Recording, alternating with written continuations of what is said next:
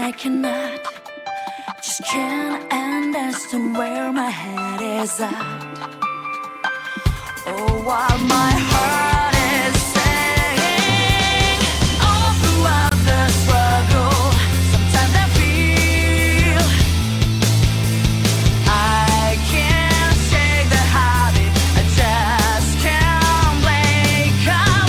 But I know in the end I'll be the shield, 'cause the road will go on with me or without.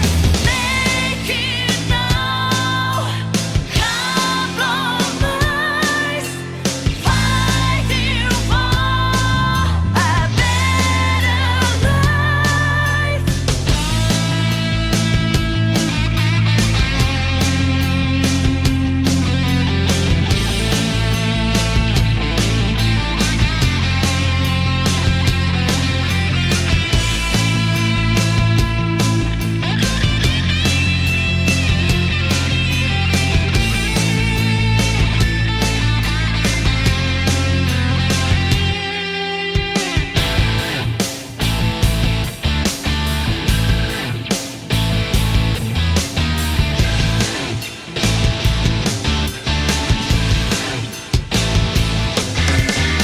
It's a wrong road, but friends keep you on the good path. Take a wrong turn, and they'll be on your back, calling you out. And ice cold against on the road. We keep each other strong, going toe to toe. And we may not know if we'll come out this alive or not, but we just have to break through. So I know just like me, have your doubts. Can you keep to that straight and narrow? Live life better every minute and do without. You're the shadows, let them go. Set yourself free. What we learn, what we know. Here for those out there alone. Make it now, compromise, fighting for your friend's life.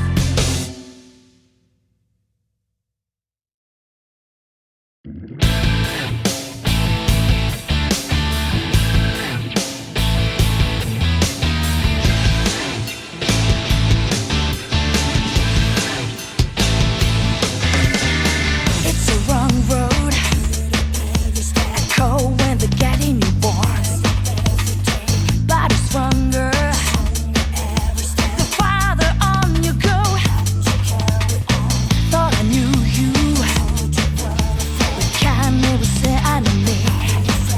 That sorry shadow I could turn out to be. Sometimes I cannot, just can't understand where my head is at. Hello everyone. Welcome on in. Hope y'all are doing well tonight.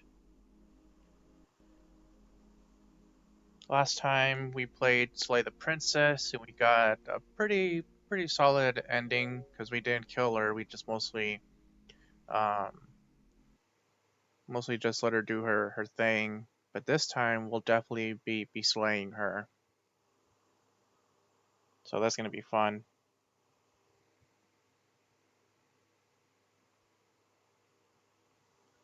And then Saturday I'll be doing some arcade runs of Under Night 2.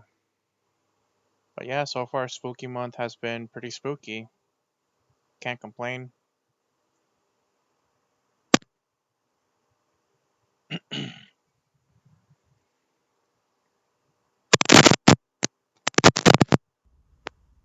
Alright. Black Tabby Games.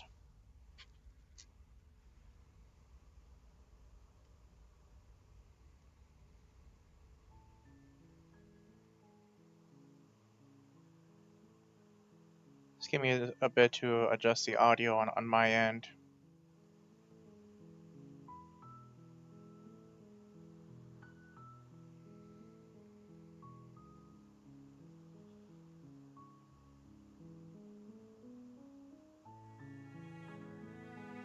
Alright.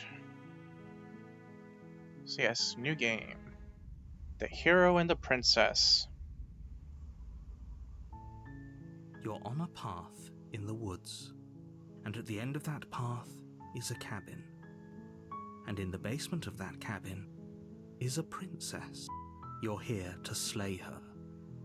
If you don't, it will be the end of the world.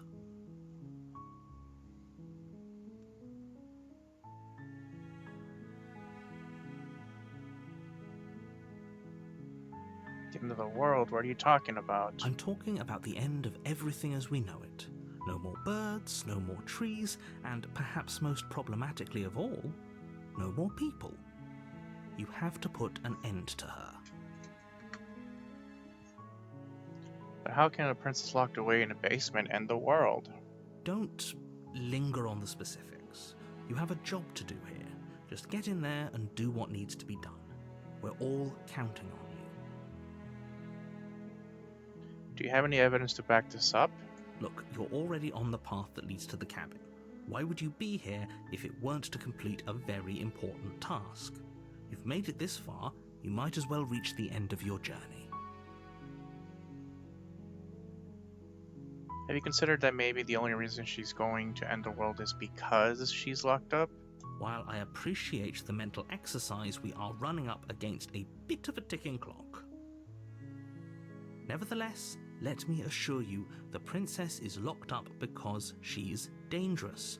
She is not dangerous because she's locked up. And before you decide to waste even more of our time by asking how I know that, let me suggest a more pragmatic lens through which to view this situation. Causality doesn't matter here, because the end result is the same no matter what led us up to this point. If the princess leaves the cabin, the world will end, and there is no changing that. It's no use arguing semantics over a metaphorical chicken or egg, because the egg is hatched and it's about to ruin everything. Unless, of course, you do your job and slay her. Killing a princess seems kind of bad though, doesn't it? Does it? Are you a monarchist? Is slaying a princess that much worse than slaying a fisherman or a miller or a seamstress? If anything, slaying a princess is much better than slaying a seamstress. Seamstresses contribute something of value to society. Can't someone else do this? Oh, if only that were the case, but I don't make the rules. I have to say, I'm surprised at your reluctance thus far, but unfortunately for the both of us, you're the only one who can pull this off. Like I said, I don't make the rules, no matter how much I wish I did. Forget it, I'm not doing Are this. you serious? No, you have to do it. Have you considered that maybe I'm okay with the world ending? Of course I haven't. Why would I even consider that? Nobody wants the world to end. I mean, maybe some people do, like nihilists, or very, very evil people, but surely you're not one of those, right? Do I get some sort of reward for doing this? Yes, but you'll have to slay her before you get it. Can you tell me what my prize is for... what my prize is going to be for doing a good job? It's a secret, but I think you'll like it. It's a special reward, just for you. And whatever you think it might be, I can promise you it's going to be even better than your wildest imagination.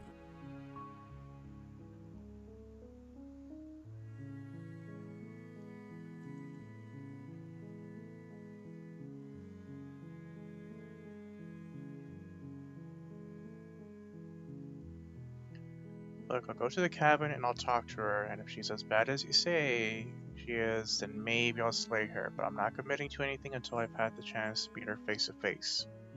Okay, fine, I'll go to the cabin. Okay, I'm sold, let's get this over with.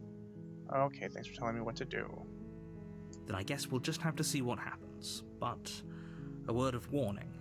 If you go in prepared to hear her out, she could easily trap you in her web of lies, and the more you listen to her honeyed words, the harder it'll be to pull yourself out. Then each and every one of us is doomed. So sure, go, talk to her, see how that turns out for all of us. You make your way up the short path to the cabin. You'll find the princess within. We're not going to go through with this, right? She's a princess. We're supposed to save princesses, not slay them. Ignore him. He doesn't know what he's talking about. Proceed to the cabin.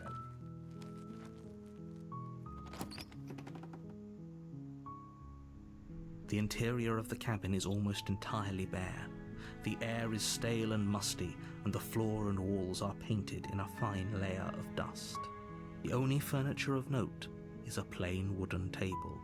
Perched on that table is a pristine blade. The blade is your implement. You'll need it if you want to do this right.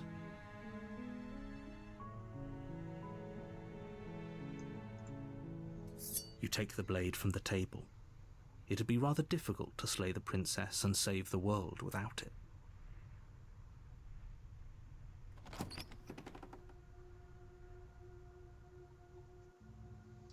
The door to the basement creaks open, revealing a staircase faintly illuminated by an unseen light in the room below. This is an oppressive place. The air feels heavy and damp, a hint of rot filtering from the ancient wood. If the princess really lives here, slaying her is probably doing her a favor. Her voice carries up the stairs. Who's there? She sounds dangerous. It's almost as if she's the one in charge down here. Don't let it fool you. It's all part of the manipulation. Hey, I think I'm here to kill you. Oh, are you now? Why don't you come down and let me take a look at you? Great job. You gave away the element of surprise. Good luck, hero. You walk down the stairs and lock eyes with the princess. There's a heavy chain around her wrist, binding her to the far wall of the basement. She's so coldly beautiful. Is she really a threat to the world? Focus on the task at hand. You weren't kidding when you said you were here to kill me.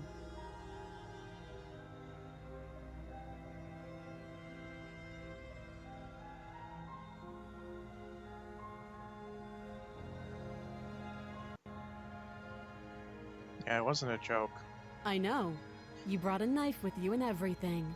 But you don't have to try and kill me. You could always toss that scrap of metal to the ground and give the two of us a chance to talk things out. She makes a compelling point. What if we didn't kill her? What if we just dropped the blade and talked? Don't you dare. It's fine. We can decide what we want to do after we talk to her. Maybe she really is a monster, but killing someone in cold blood isn't very becoming of us.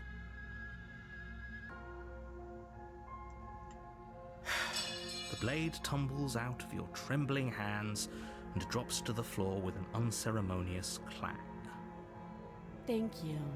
Maybe now we can just talk. Against your better judgment, you step forward to speak with the princess face to face. Unarmed. We'll be fine.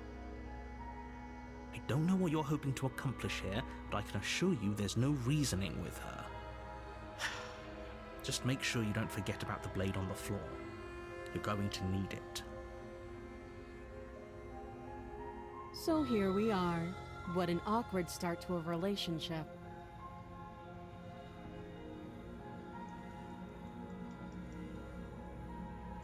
Yeah, it's pretty awkward. I know. I just said that. Now why are you here to kill me?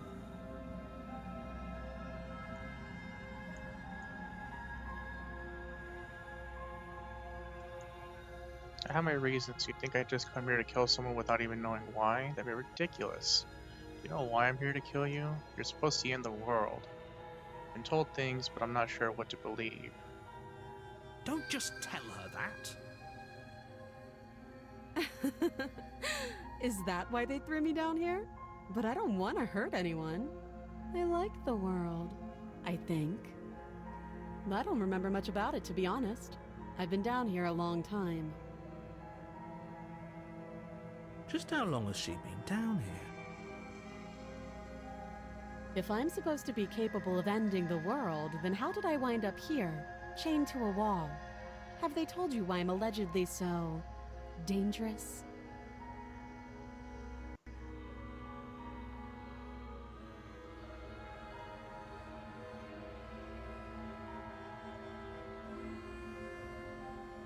What are you going to do if we let you out of here? The princess hesitates before responding. She doesn't know. She's been down here too long to have any idea of what she'd do in another life. She knows what she'd do.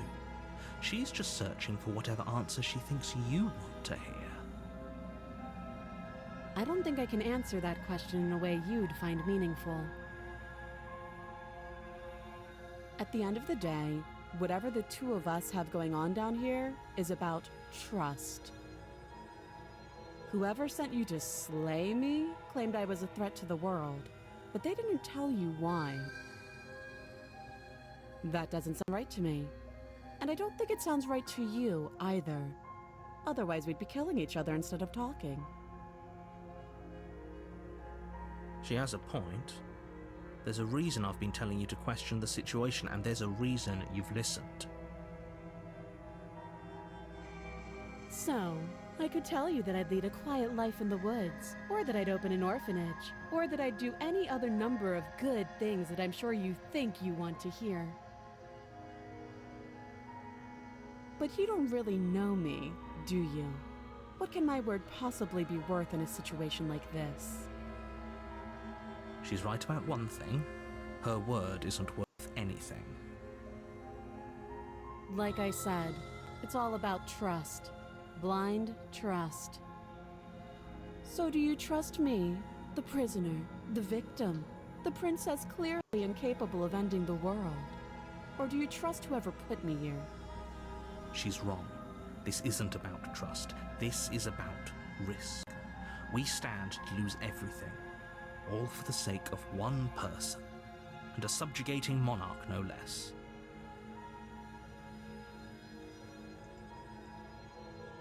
What's your name? She hesitates before answering. You can address me as your Royal Highness, or Her Majesty. Any honorific should do, really. Again, she offers no specifics. No matter how hard you try, you'll never get a straight answer out of her. How would it get you out of here? You can't. Don't bother. I'm guessing you don't have the key then. I'm sure there's a key somewhere around here, and if there isn't... well, we can always put that knife to good use. Her sharp eyes settle on the edge of the blade.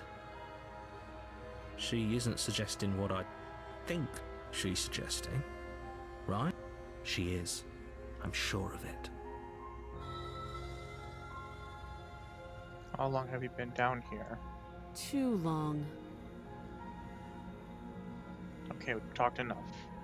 Oh? Have you decided what to do with me? You know why you're here.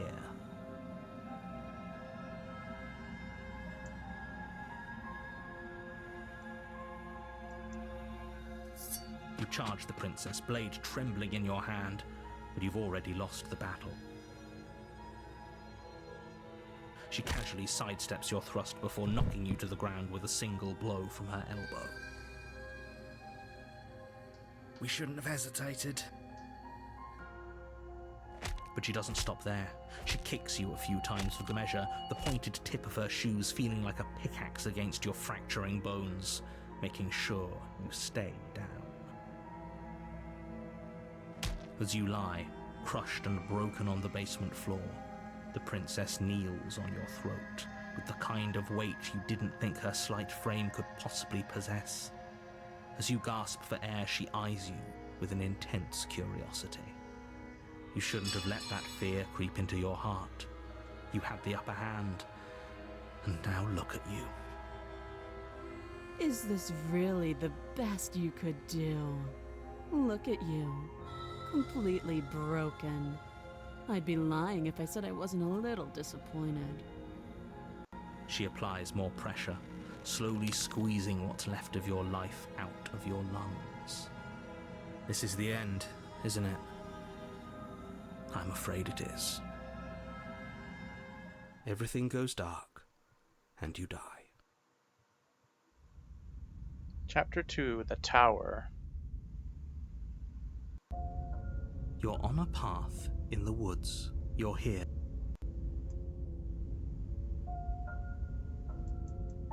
Getting a terrible sense of deja vu. A terrible sense of deja vu? No, you don't have that.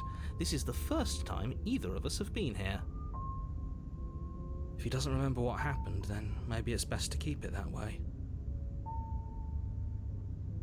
You know I can hear you, right? It's going to be a lot harder than you think to keep secrets from me. What does it matter what he knows? There's nothing we can do to stop her. She's just going to kill us again. She is not going to kill you unless you let her. But slaying the princess and saving the world is going to be much more difficult than it has to be if you spend the whole time second-guessing yourself.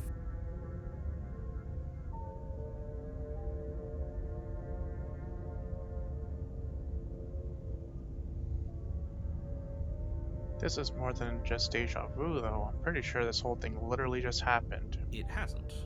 Or if it has, I certainly haven't been a part of it. We've just met for the first time, you and I. Let's assume I'm telling the truth and all of this really did happen. Why should I listen to you? Why should I bother doing anything? Those are two very different questions, but fine, I'll indulge you if that's what it takes to get you moving.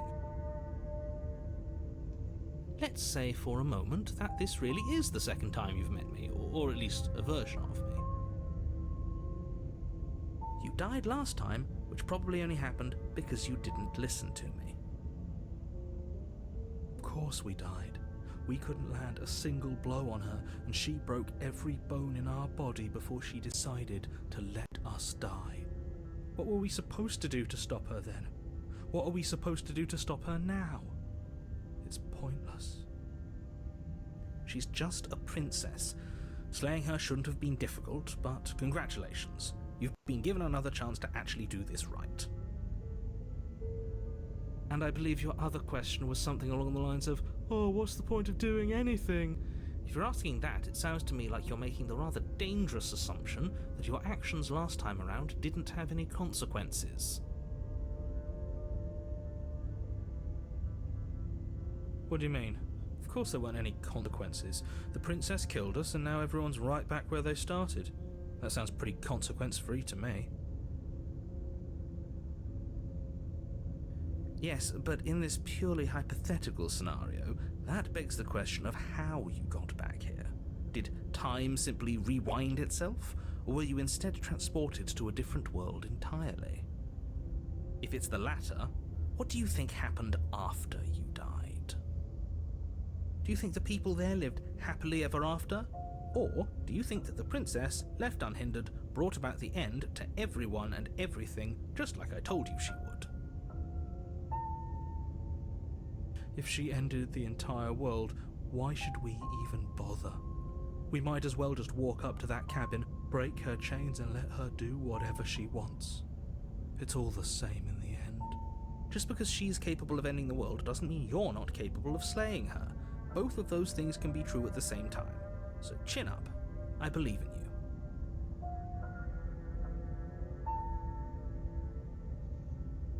Let's talk about this princess. Just be quick about it.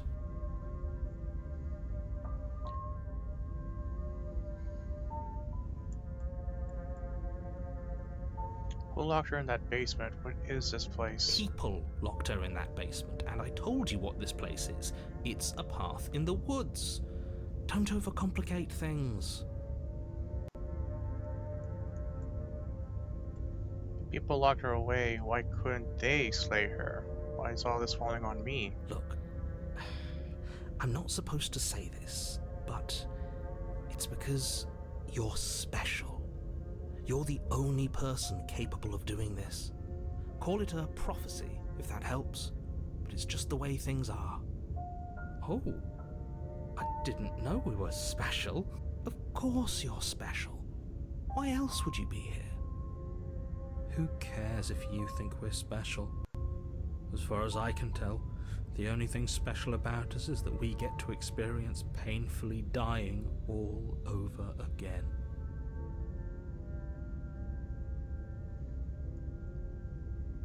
Green Keiji, why aren't you telling me? I've told you everything you need to know.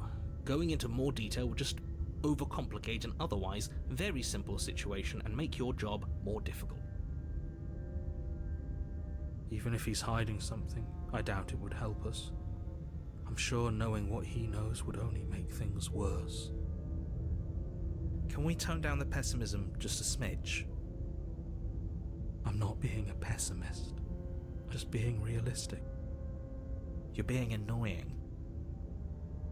Just ignore their bickering, and whatever you do, don't pledge yourself to her. I cannot stress enough how absolutely catastrophic that would be for everyone, yourself included.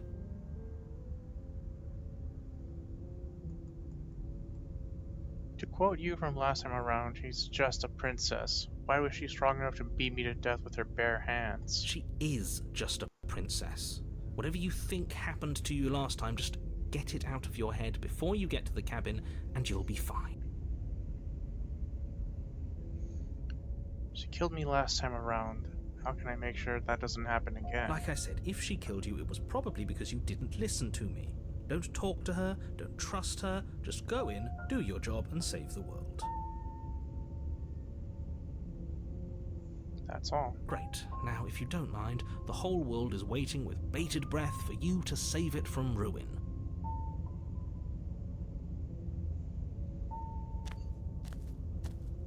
A warning before you go any further.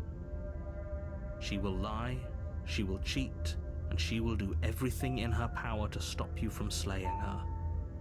Don't believe a word she says. Lying? Cheating? Why would she even bother? She didn't need to do anything like that last time. She caught us off guard last time. We'll be fine. Let's just keep our wits about us. At least one of you still has a shred of sense. Just make sure you listen to him and not that whiner. If that's what you want, I guess I don't have a say here.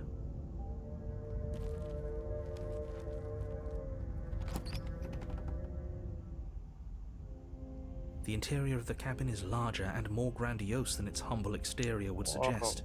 The only furniture of note is a massive marble altar with a pristine blade perched on its edge.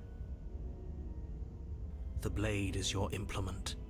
You'll need it if you want to do this right. Why do we feel so small? We don't feel small. We are small.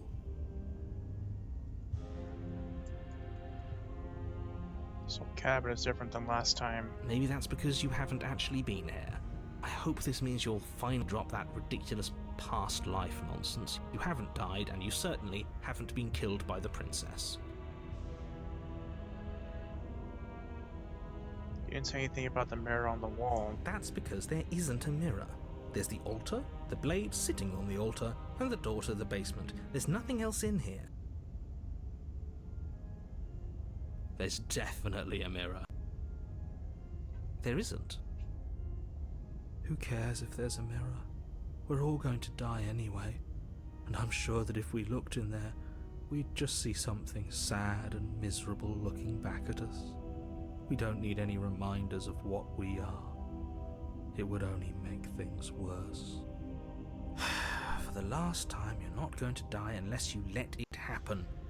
And luckily for you, there isn't a mirror, so no one needs to worry about confronting a grisly visage any time in the near future. Though, for what it's worth, if there were a mirror, I'm sure that you wouldn't find anything sad or miserable in it looking back at you. You probably look perfectly normal. Probably. Do you not know what we look like? He knows. He just doesn't have the heart to tell us.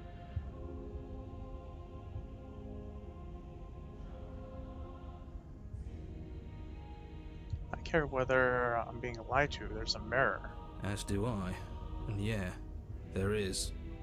I'm not lying to you. Use your eyes. There is no mirror. Why would I lie about something so meaningless? What good would a mirror even do? Let you waste time preening yourself instead of doing what needs to be done.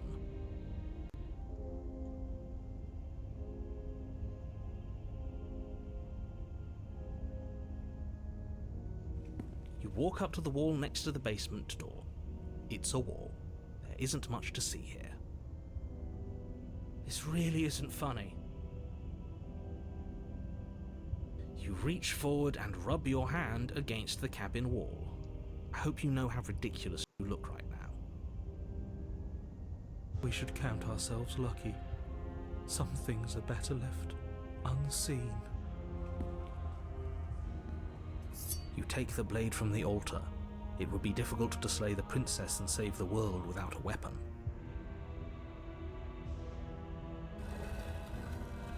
Into the dungeon we go. The door to the basement creaks open, revealing a spiral staircase. Its steps almost as deep as you are tall. The smell of incense drifts up from below. For a moment, you almost feel at ease. This is actually kind of nice. It's still a stone basement. If the princess lives here, slaying her is probably doing her a favor. Her booming voice rolls up the stairs. Is that a guest I hear? Don't linger on the stairs. Come down and witness me. You weren't kidding when you said it was booming. She wasn't like this last time. We need to get down there. She wants us to see her. We need to see her.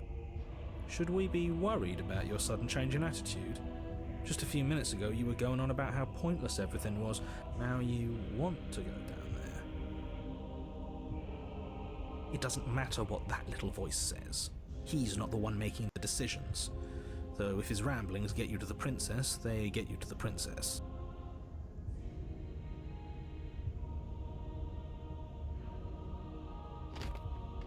Making your way down the spiral staircase is a time-consuming and exhausting effort, every step requiring you to clamber over one edge before dropping to the next. But soon the end comes into view, and you tumble to the bottom, entering the vast, temple-like room beyond. The princess towers over you, almost glowing in the weak starlight, her figure framed by a stained glass window. Her long hair billows around her, and a chain binds her wrist to the far wall. The chain is nothing to her. It might as well be a toy for all the good it would do. I told you it was pointless to resist her. The little bird has returned to me. I wonder what he wants. You brought that knife again, even though you know it's useless. Such charming audacity. Drop it.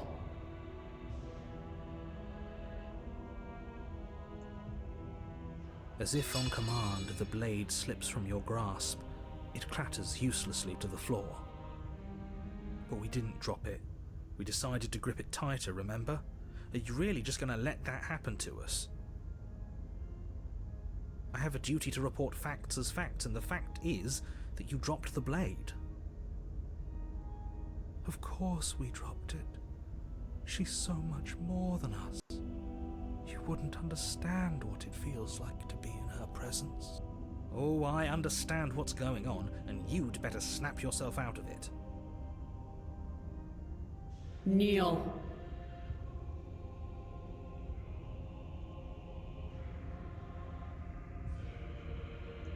No. Oh, are you still trying to defy me? I said kneel. Your legs buckle, and your knees hit the floor. That's my good little bird. Now, why don't we talk? The last time we met, you told me I was destined to end the world. That thought wrapped itself around my heart. It has pulled at me since the moment I squeezed the life out of your broken lungs. I could feel its fundamental truth awaken me. The collapse of the old is a necessary prelude to the birth of the new, and the world as it is now is overdue for alterations. It's time for me to seize my destiny, and you, little bird, will help me seize it. Well, that gives away the game, doesn't it? It certainly does. And beyond that, it more than lends credence to our conversation in the woods. I don't love the thought that in some other reality you failed to destroy her, but what's done is done. I can only hope it helped you learn a valuable lesson. You are the only one who can deal with her, and if you don't, well, she's let you know what will happen, hasn't she? Then you shouldn't have trusted us with her destruction. She is inevitable.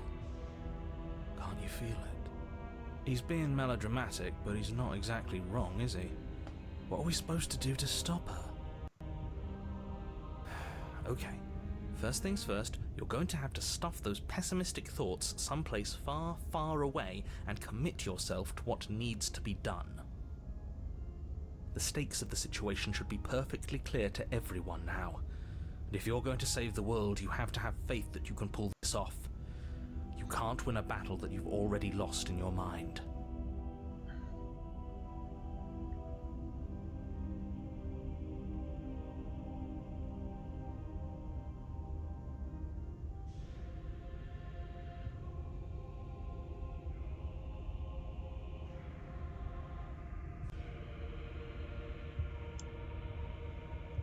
What happened to you after I died?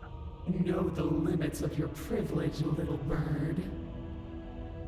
There's an empty place at my side for you to fill, if you'll have it. But it is not a place for an equal. It is a place for something worthy to be kept. A priest, perhaps, or a pet. What would you have me do? What do you have planned? All you have to do is break these chains and set me free. You're so powerful. Can't you just break the chains yourself? Don't be rude. Of course she can. It's not rude to question someone who's apparently trying to end the world. That's exactly why it's rude. We should know our place.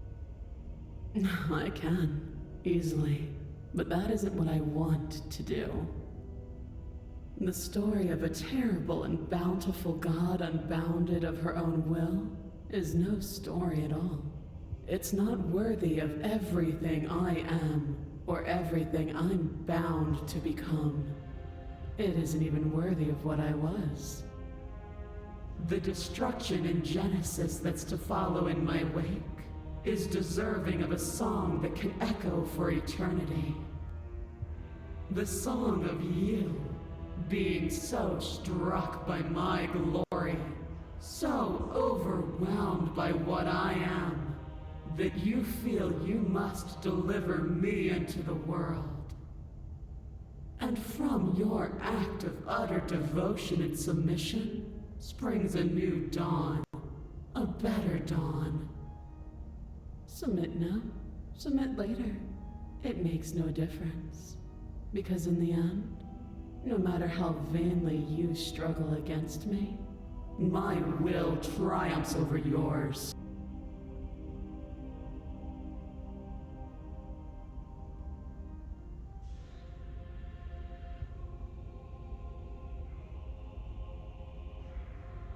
I'm not going to help you end the world. I don't care if something new comes after. I just can't let you do that.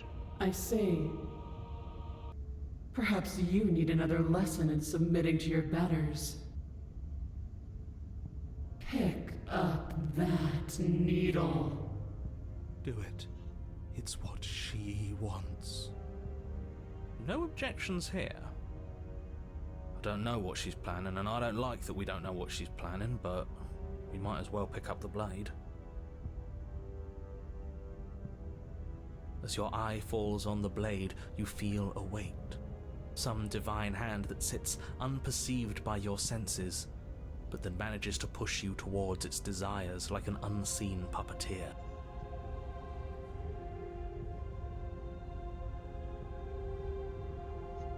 What are you going to try and make me do with it? I'm going to kill you. You're not kidding about that divine hand. Who's doing this? Is it her? Is it you? No? Pick up the blade. You reach forward and grasp the blade. Stand! This one's easy. See? This isn't so bad. Okay, yeah. We can do that. We were probably going to stand anyway.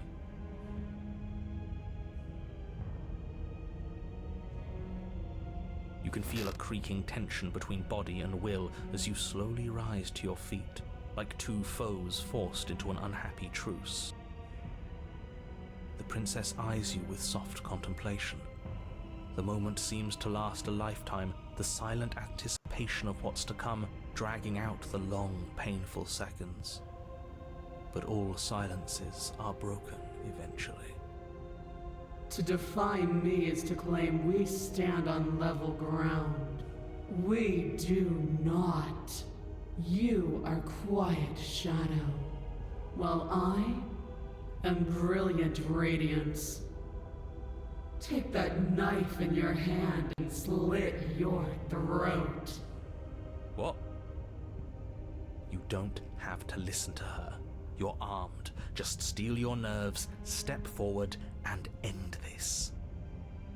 End this. Oh, we'll end this all right. Your hand lifts the blade and brings it towards your throat. Okay, I apologize for the unclear language. End her.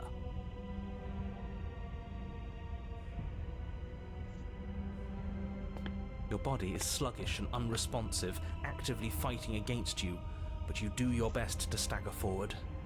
One step at a time, you move towards the princess. Slitting your throat would have been a mercy, but it seems you're in need of a harsher lesson. Plunge that knife into your lungs. I'm sorry. Don't. As you take another step Ouch. forward, the blade digs into your ribs, slicing through flesh with ease. It somehow feels like an entirely natural thing to do, while the simple act of walking has become an arduous impossibility. Then it slides back out, the wound burning as a small hiss of air escapes through the fresh orifice. Blood fills your lungs. Now, do it again. Keep doing it until I give you permission to stop. Those are just words. You don't have to listen to her. It's what she wants. You, heroic one, what are you doing? Don't just let this happen. Stop him from killing you. I'm on it. Your other hand locks around your wrist, struggling to keep it from perforating vital organs. But the blade still flails towards you, managing to slice bits of skin that plop to the floor to join the growing pile of blood and gore beneath you. Despite the pain, you manage to keep yourself in one piece, at least for now. What a pitiful display. A wounded little bird thinking it can defy a god. It doesn't have to be like this. It doesn't have to hurt so much. You can choose a gentle end. You can choose to leave that punctured vessel for the next.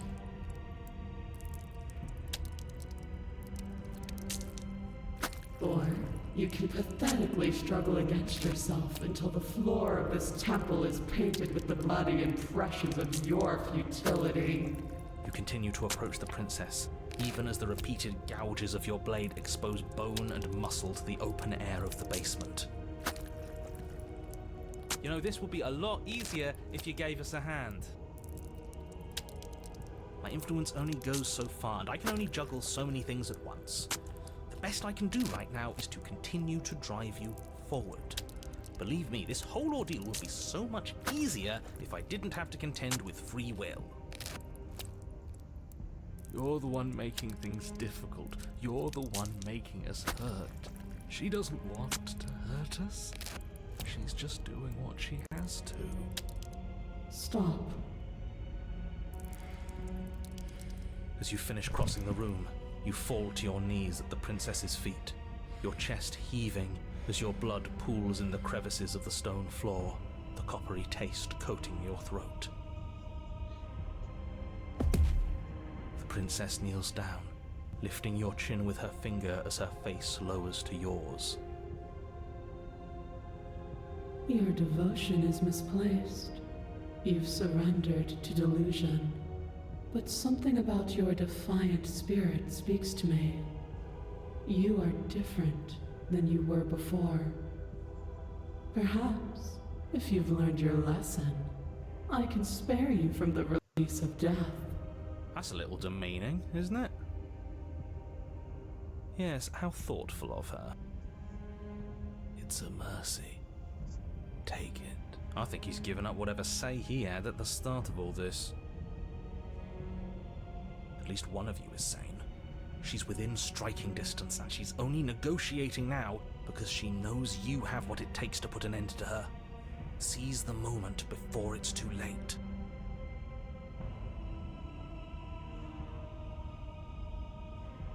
No. Yes. Though your body trembles, struggling to defend itself in the face of the princess's overwhelming will, you finally manage to break through, darting to her side before she can react.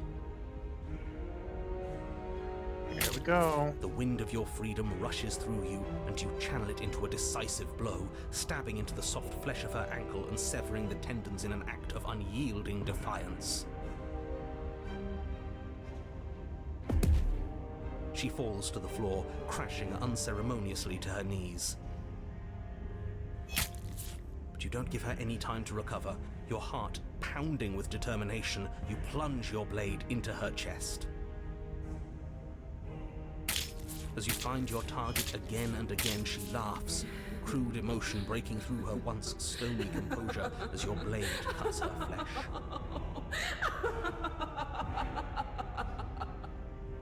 We can do this, can't we?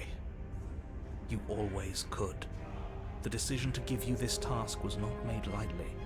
You're here for a reason. It's not too late to pick up the pieces. It's not too late to toss that blade aside and beg for forgiveness. Shut up. I can't believe you would actually strike me. You heathen! You worm! You defiler! You don't know the consequences of your arrogance! Before you can strike the final blow, the princess lashes out, knocking you off your feet. There's an unsettling wet pop as your spine breaks, numbness and pain spreading through your body. As you rebound towards the ceiling in a moment of disorientated lightness, she drives her fist into your chest. Your body is crushed as she pulverizes you into the floor, the ground itself breaking from the impact. You lie there, broken, beyond pain, unable to even see what she's done to you. But the princess is succumbing to her own wounds as well. She looks down upon her body in abject horror and disgust. You made me use my hands. I can feel myself twisting into something new, something dull, something defiled. What have you done to me? You're monsters and conspirators. I can't bear to watch this. The princess has been nothing but cruel to you. You should feel liberated by her fall. But I don't feel liberated. I feel empty. Aside from the pain, I feel fine. She collapses to the floor. Her glassy eyes watch, unblinking, yet somehow still full of anguish and fear, as the two of you perish together. I suppose we were never gonna get a happy ending here, were we? Don't let those be your final thoughts. You saved the world. That's worth something. I guess. Regardless of how you feel about it, it's finally over. Thank you. Everything goes dark. and you die. The Fury.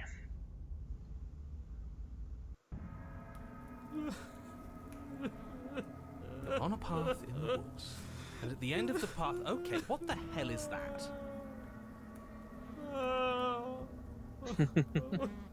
I think he's upset. And what's he got to be upset about? We just killed a god! Exactly. You heathens destroyed the most beautiful thing that ever was, and ever will be. I can't say I have much sympathy for you. She was bad for us, and you almost got us killed. You're being too generous. He did get us killed. Alright, enough chatter. Got a thing I'm supposed to do, and if you don't mind, I'd like to do it without any more interruptions. Okay, great, you're listening. You're on a path in the woods, and at the end of that path is a... If your thing is telling us about the princess, don't waste your breath. We know all about her, and it's hardly a path in the woods at this point, is it? Look, if the world around you is changing, especially all the way out here, then that means you're nearing the point of no return. Whatever happens next, that's it. There won't be any more do-overs. So you'd better take things seriously.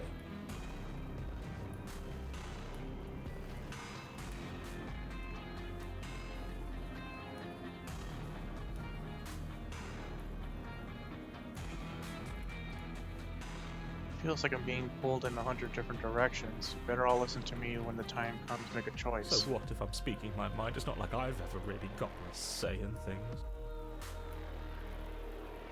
What a crock of shit. Yeah, you stabbed us last time. Repeatedly. It didn't even work. It doesn't count. We died! If you didn't submit to her, for all we know, that wouldn't have happened. It's the punishment you all deserved for not listening to me. To her. Aside from our sulking friend, I don't think we have much to worry about. You're still the one in charge here, and I don't think that's ever going to change.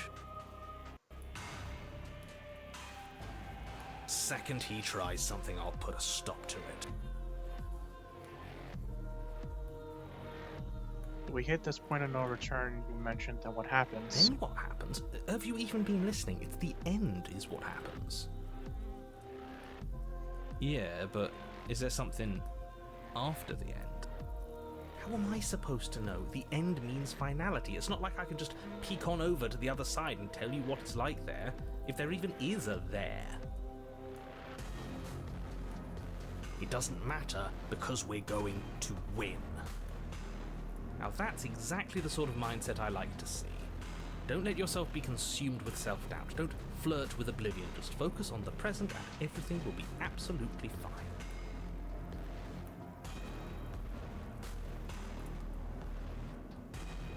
No matter what happens next, it seems like our answers are at the cabin. Might as well see this through. Good, we're all on the same page. It isn't long before you find yourself at the end of the path, staring up at the cabin on the hill. You'll find the princess within, as I'm sure you already know. End her. That's it? No final words of advice? I'd rather not waste any more time. I'm sure that any advice I'd give at this point is something you've already heard. If there's still a princess at the cabin, maybe we can salvage things. Maybe if we just grovel and apologize, things can go back to how they were before. Oh, cut it out, will you? We need to be tough right now, and you're making it so much harder than it has to be, so stop whining.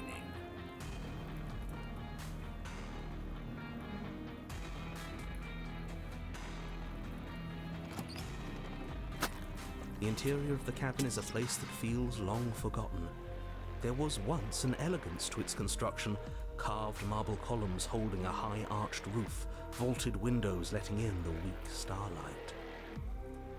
But that is how it was. Now there is a growth that has overtaken it. A viscous fluid seeps from cracks in the stone walls, and it congeals into chaotic streaks of writhing nerves and wet clumps of living meat. That's horrible. You did this. The only furniture of note is a pulsating pedestal, a pristine blade perched on its edge. The blade is your implement. You'll need it if you want to do this right.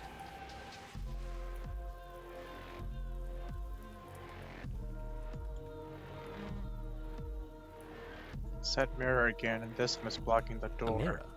There is no mirror. We've done this already. Try to keep up. The repetition is maddening. I don't know what to tell you. There isn't a mirror because I would know if there was a mirror. You're either seeing things or you're confused on the definitions of door and mirror. Or you're seeing things. That seems far more likely. What are you trying to say exactly? He thinks we've lost it, that we're succumbing to madness, that something in us has broken. That's an unnecessarily melodramatic way to describe a hallucination, but sure. I'm not going to waste time arguing with any of you. It went away after we touched it last time. Let's just do it again.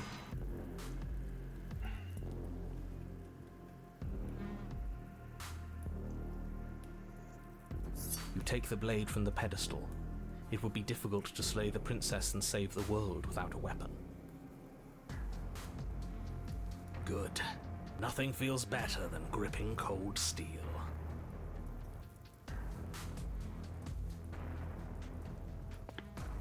You step forward and approach the door to the basement, hesitating before you open it.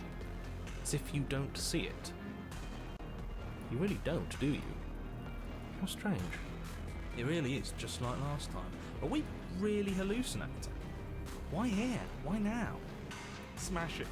Smash it to pieces. It's the only thing keeping us from her.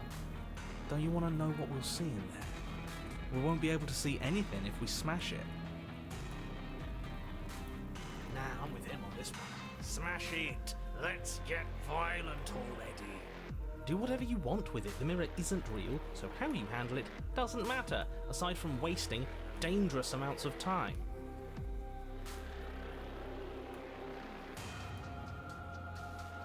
You bring your fist crashing down against the door leading to the basement. As if on command, it slowly slides open, scraping against the stone floor, its ancient hinges moaning as it reveals the dim path ahead. Why am I not surprised? You step forward into the darkness. The stairs leading down to the basement are at once both narrow and grandiose. A high-vaulted ceiling stretches up into a gloom beyond your sight, while walls wet with tumorous growths press in uncomfortably at your sides. You feel both unprotected and trapped, at once exposed and claustrophobic. The air is thick, its odor an oppressive violence, the metallic scent of fresh blood twisting with the nauseating embers of charred remains. If the princess lives here, slaying her is probably doing her a favor. Her voice, a bellowing rage, roars up the stairs. Was severing the tendons of my ascension not enough for you? Was it not enough to rend my divine heart? Come, see the horrors you've wrought upon my flesh, and feel my hands set upon your throat. See how you've soured my once divine melody. She's so angry with us. Why? Why did you desecrate her? Why couldn't I stop you? You've got to stop thinking about her like that. It isn't doing anyone any good. She's not some untouchable god. She's an abomination, and we're going to put an end to her once and for all. Whatever she is now is our fault. If she's an abomination, then what does that make us? She was going to end the world last time. If I might interject, you didn't make her into an abomination. She's always been what she is. It's why you're here, and it's why your task is so important. You make your way to the bottom of the stairs. The chamber's walls are painted in blood. Ah, it's her a deep, again. sickening red that drips down in clotted streams onto the charred corpses that make up its floor. This place reeks of torment, of ripped skin and burning bone. The princess stands in its center, muscles flayed and bare and weeping, draped in a tattered dress of her own skin. Her heart beats from its place in her open chest. Do you know what I'm going to do to you? There's not so much a moment of hesitation before she steps forward. Her chains pull taut, holding fast as she strains against them. The cuff around her wrist digs deeper into her skin. Blood drips from the place where metal meets flesh. And then, with a nauseating sound, the skin tears. It plops to the ground, and she pulls her red, glistening arm free from her bindings. She is loose, and she is coming for you. Let her end it. It's the punishment you all deserve for what you did to her. It's the punishment I deserve for letting it happen. Screw that. We can win. We've done it before, and we'll do it again, only this time we'll make it out the other side. Hell, she's practically done most of the work for us.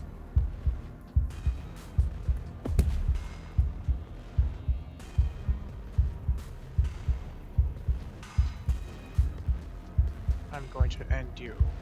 You'll try. And that's what I've been so excited for. Let's hurt each other. Your heart free of fear, you charge towards the princess, your eyes locked on each other, both of you prepared to lay down your very essence in one blow. It's now or never. Let's make it a beautiful blaze of glory. With a horrifying squelch, you are unwound. No, that's our stuff. She can't just do that. She just did. Unfortunate, I know, but reality is reality. You should all just be grateful she's decided to keep us alive. Even in her defilement, she is merciful. We're not out for the count just yet.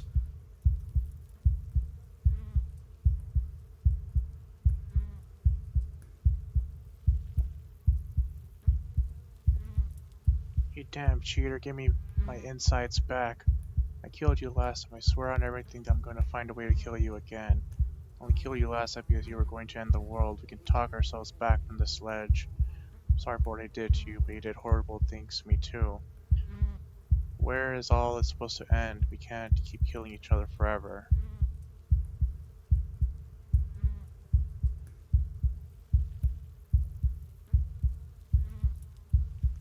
But the words don't leave your metaphorical mouth. Instead, all that leaves you is a wet and horrible gurgling as tissue vibrates out of place. Our metaphorical mouth.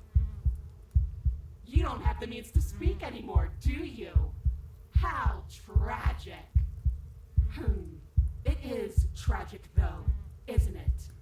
I'm not satisfied dividing fear and indignation from your eyes alone.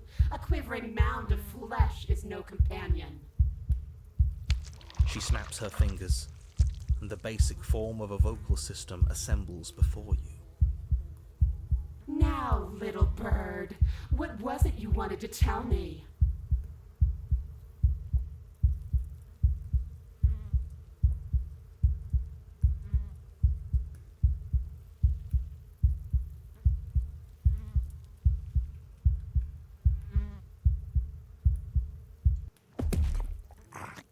Yeah, that's right. Tell her how dead we're going to make her. I've made the mistake of underestimating your resolve before. Never again! Before you can act, what's left of you explodes. So that's it. It's over, just like that. Of course it's over. It's been over since the very first moment we laid eyes on her. This is the final note of your discordant melody. You will not return again, because you will live in that single tone forever. No! No! It's not over! We're a god killer! We've returned from death itself twice. Didn't you hear her? We're not dead. What's the difference? From many perspectives, there isn't one, but functionally, that is, from your perspective, the difference is massive. You are entirely laid bare, spread to each corner of the room, yet you are wholly aware of the state you're in, incapable of movement, but entirely capable of perception. In fact, perceiving your state is the only thing you can currently do. You are preserved, perfectly, in the amber of her torment. We're more than this. We've lost bodies before. We just have to lose this one and make another.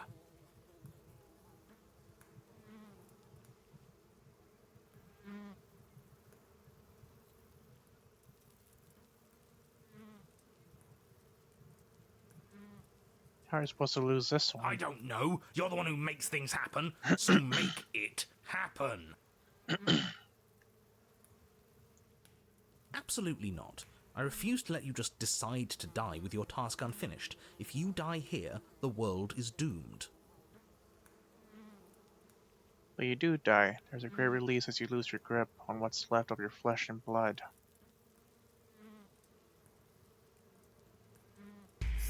And yet, you are still here.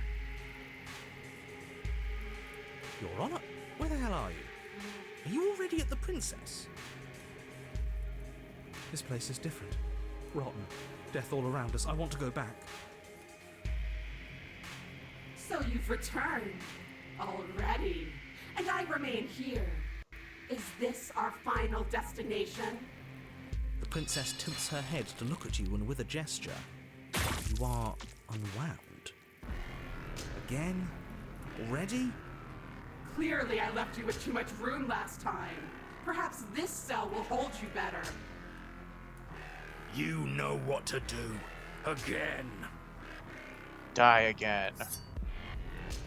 Again, you relinquish your body, and again you find yourself here, but somewhere else. Your Honor, she's gorgeous. Absolutely divine. Oh my god, this guy is back. You, guy who describes things. You better start saying what we do this time. And what are you doing? Attacking her, obviously. Right. You charge towards the Princess and... There is no spark in you, only matter devoid of life. you explode.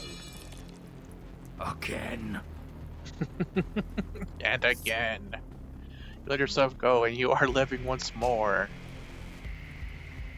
You're on a path. We are not on a fucking path. I have no idea where we are. We're in the middle of a fight, so act like it. So you are. Okay, you dive towards the princess and we're unwound. Yes, her head swivels creakily on her neck, fire in her eyes as your body unravels with blinding pain. No. Again. Again.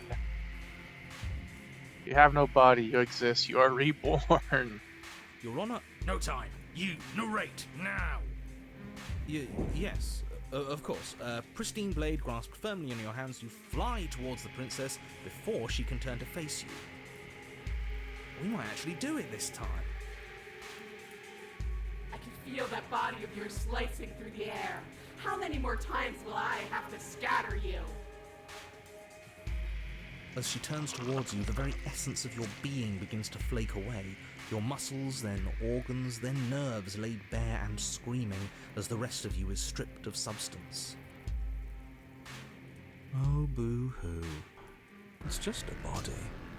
It just needs to last long enough to sink this blade into her heart. But it doesn't last. You are disintegrated. Everything goes dark. But there is no you to die. How many times do I need to pulverize you before you finally understand?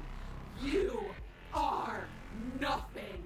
An empty void that dared to dream it was alive. That feels right. If we're nothing, then why are we still here? Because we always have been. If we're nothing, then how can we do anything? The same way we always have. Being nothing has never stopped us. Now end this. End her. You cannot win if you cannot be! End this. A force races through the prince's exposed heart, threads of texture pulled from an all-encompassing nothing. How? I've scattered the atoms you clung to and there is nothing there to find! You can't exist!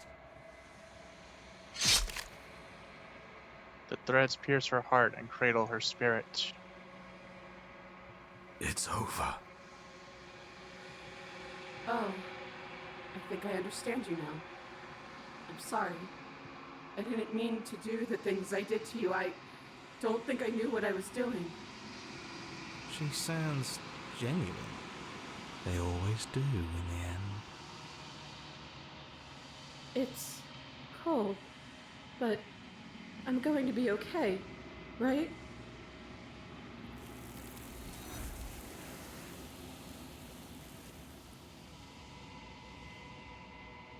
You do not get the chance to respond. Something has taken her away and it's left something else in her place. She's gone. Where did she go? Should we try and find her? And there's that mirror again. Why is it here? Why now?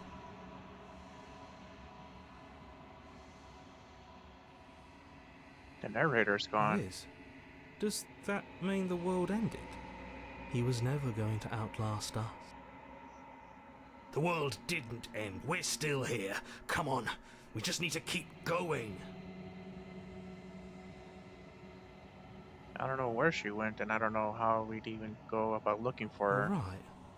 She's gone. It's just us and that awful thing. It's like it's mocking us. Don't bother looking for her. I'm sure it's just a waste of time. I think I'm supposed to look at the mirror. There's something dreadful about it. I don't think you should. Screw the mirror. We just need to find the princess. Ignore the cowards. You have to look.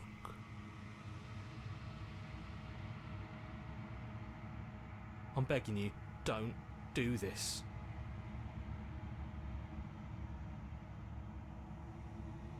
The mirror never scared you before. It's different now. It feels, I don't know, final.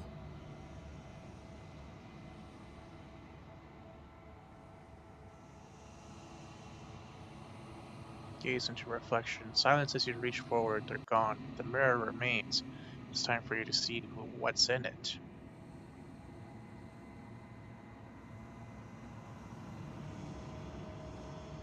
It's you. You are alone in a place that is empty. It is quiet here. Proceed to the cabin.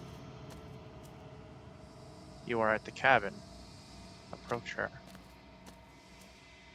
Something finds me in the long quiet and brings me the gift of a fragile vessel.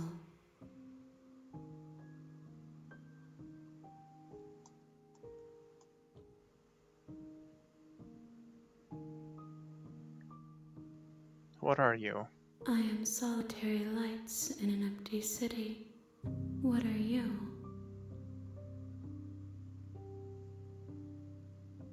Solitary lights? What do you mean? Thoughts without connections. A dim and nascent network. I wish to be more.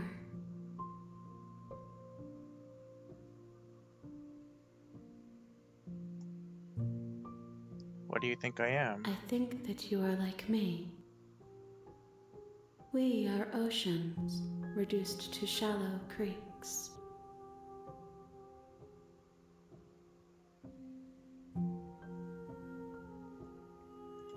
The gift of a fragile vessel. Yes, nerves and fibers to feel the worlds beyond, perspectives to make my own.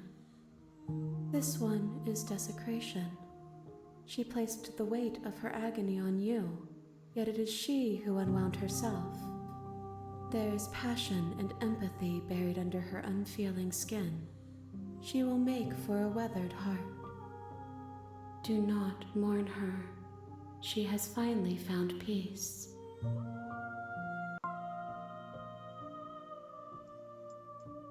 Is this the end of the world?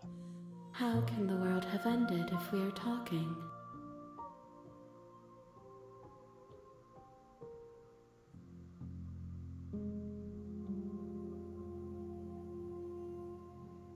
Do you know the narrator? You are the only thing I have ever known.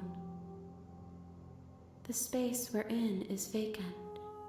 Nothing comes here but us.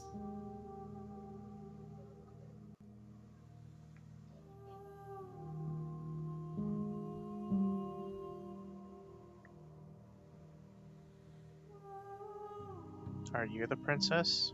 She is part of me, and part of me is her.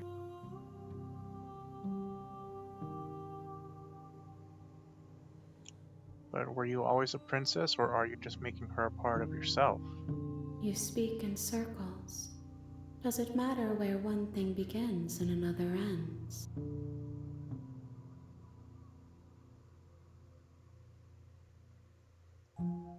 Do we know each other? You are familiar, but you are not me.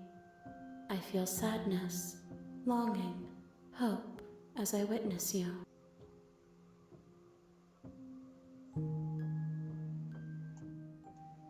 Do you know about the worlds beyond this place? I know only that they are.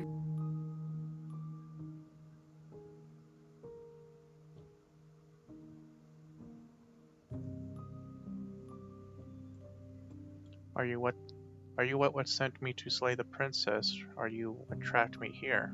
I have only just now stirred to consciousness. I could not have trapped you here, and I too yearn to be free.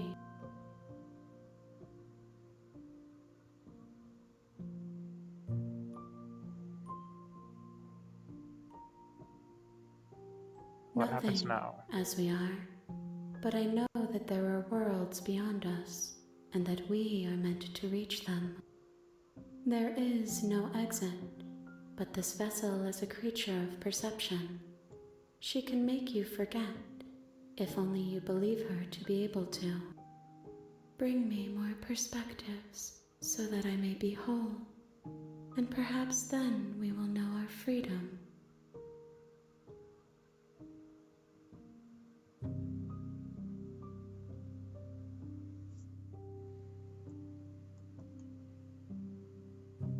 Aren't you scared that I'll find a way to kill you? I have not lived. I am not afraid to die. How much will I forget? Everything, until we meet again. How many more pieces of you do I have to find? More than you have found, but less than there are to find. I am infinite. The rest will find their own way home.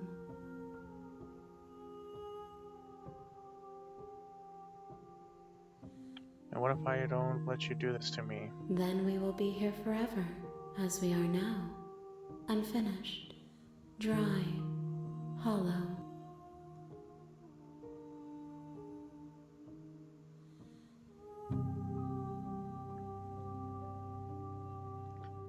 I was sent to slay the princess to stop her from destroying the world. If I help you, is that what you're going to do?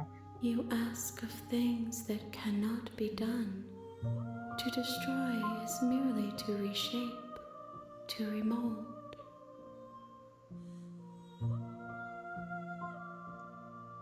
You're going somatic. What are you going to do if I help you? How can I know?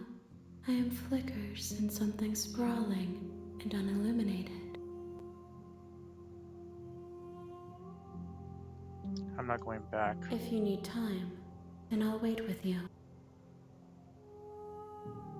Wait forever. You are as I am now, and forever is a long time to remain undone. I am not you, but I know that I would return before forever was finished. What texture textures will you weave for yourself to occupy forever? Will you place the images of you and I into a box for safekeeping? If you close that box, will you become another you in another world? An imaginary pattern repeating itself until it can no longer bear the weight of its hand-drawn cage? You'll always come back to the box, because you'll always want to know what it means to be you. I will be here waiting by your side until you're ready to return to mine. And back to the menu. Yeah, we will continue. I see you have returned to me. Days mean nothing in the maw of forever. I never left your side. She asks that I tell you to remember her. You won't. Everything goes dark and you die. The hero and the princess. You're on a path in the...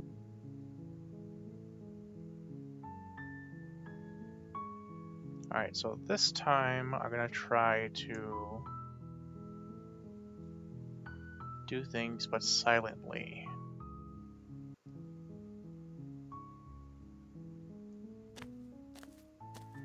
You make your way up. See if there's any changes there. The interior of... You take the...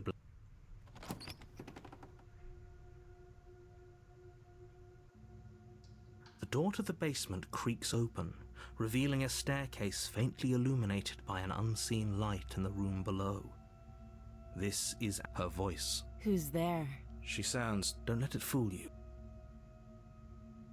Good. You're still listening to reason. You walk down the stairs and lock eyes with the princess. There's a heavy chain around her wrist, binding her to the far wall of the basement. She's so coldly beautiful. Is she really a threat to the world? Focus on the task at hand. And there you are.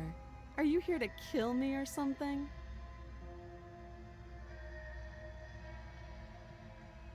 You step forward, your grip on the blade tightening as you steel your resolve. Oh? No talking then? Fine. What even makes you think you can kill me? I'm probably chained up in this basement for a reason, right? And if that knife is the only weapon you have, you'll have to get close enough to use it. So, you should just drop it. Best not to risk finding out what I can do. She's unarmed.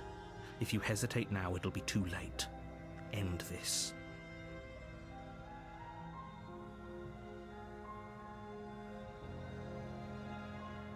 You lunge forward without a moment's hesitation. You feel flesh easily give way and look down to see your blade already sinking deep into her heart. Oh. This is it, isn't it? Just like that. I'm almost embarrassed. I should have seen that coming. But I have to wonder, do you actually believe this was enough to kill me? It's like she's convinced she can't die. Yes, even as she lays there dying, she entirely believes herself to be alive and well. But it's over, isn't it? She stopped breathing moments ago, that arrogant look still plastered on her face. But is it over? Really over?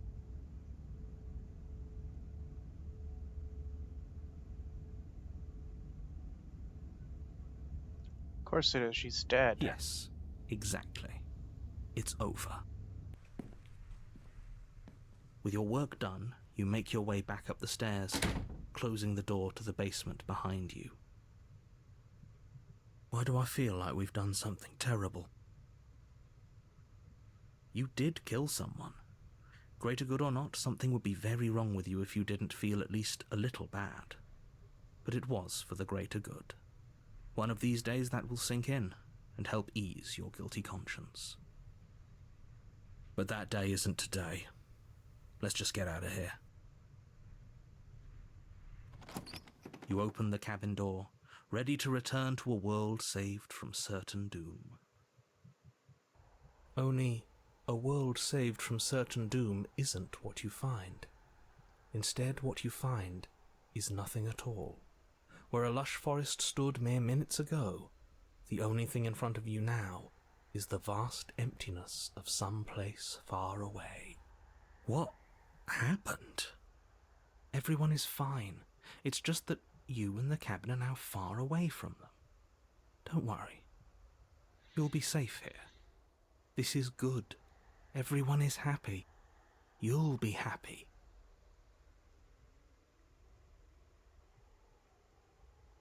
I was kind of hoping I'd get a better ending for saving the world. This isn't an ending. In fact, now that the princess has been slain, endings are a thing of the past. No. This is the beginning of eternity. Your reward. This is what's best for everyone. Trust me. Time passes. You can't be sure if it's days or months or years or even decades. It's all a wonderful, boring blur. You've never been happier. Psst. Hey. We're not just going to stay here forever, right? Didn't you hear the narrator? I'm happy, we're happy. Are we really happy? Or is he just telling us that we are?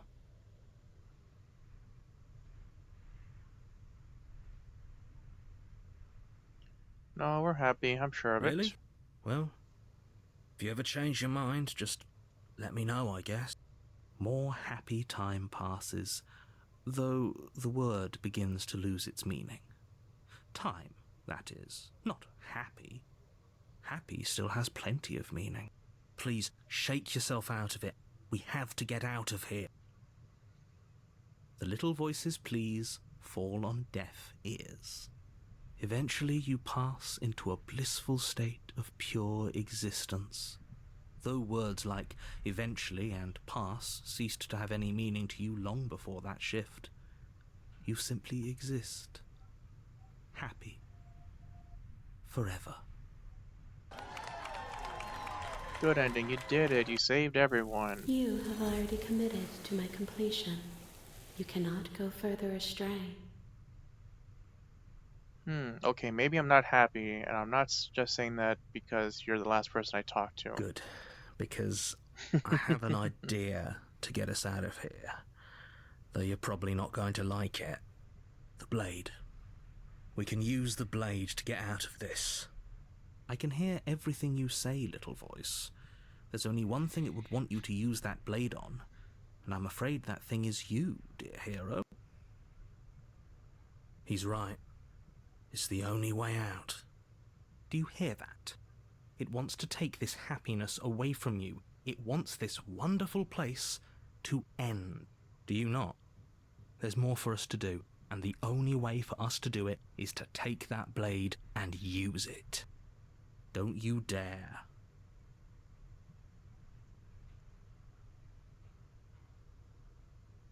Wouldn't using the blade, kill us? Wouldn't we be dead? How astute. You are absolutely correct. Using the blade to kill yourself would kill you, and you shouldn't do it. In a sense, we die, but looking at things from another angle, are we even really alive anymore? This place, it's nothing. It's absolutely nothing. It's just the same thing, constantly, forever.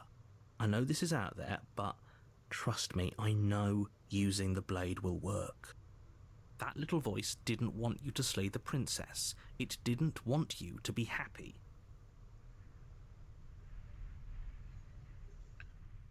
Better be right about this. I'll be pretty upset if we die. If we die, you can yell at me all you want. I made this happy little place for you. Is this not a good enough reward for saving the world? An eternity of bliss? You ingrate? Fine. Whatever. For the first time since time stopped meaning anything, you throw open the door to the basement and walk down the stairs. The princess's body is dust and bones, though the blade you used to slay her is still as pristine as the day you first held it. You pick up the blade, you stab yourself, and you die. The end. Nice knowing you. The Spectre. You're on a path in the woods, and at the end of that path is a cabin. You're here.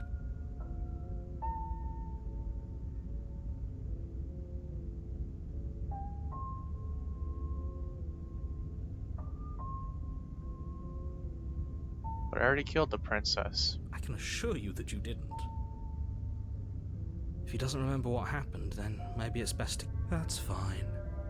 It wasn't very hard to kill her last time. We'll just do it again. Well, if for whatever reason you're going to insist that this has happened before, at least your heart's in the right place.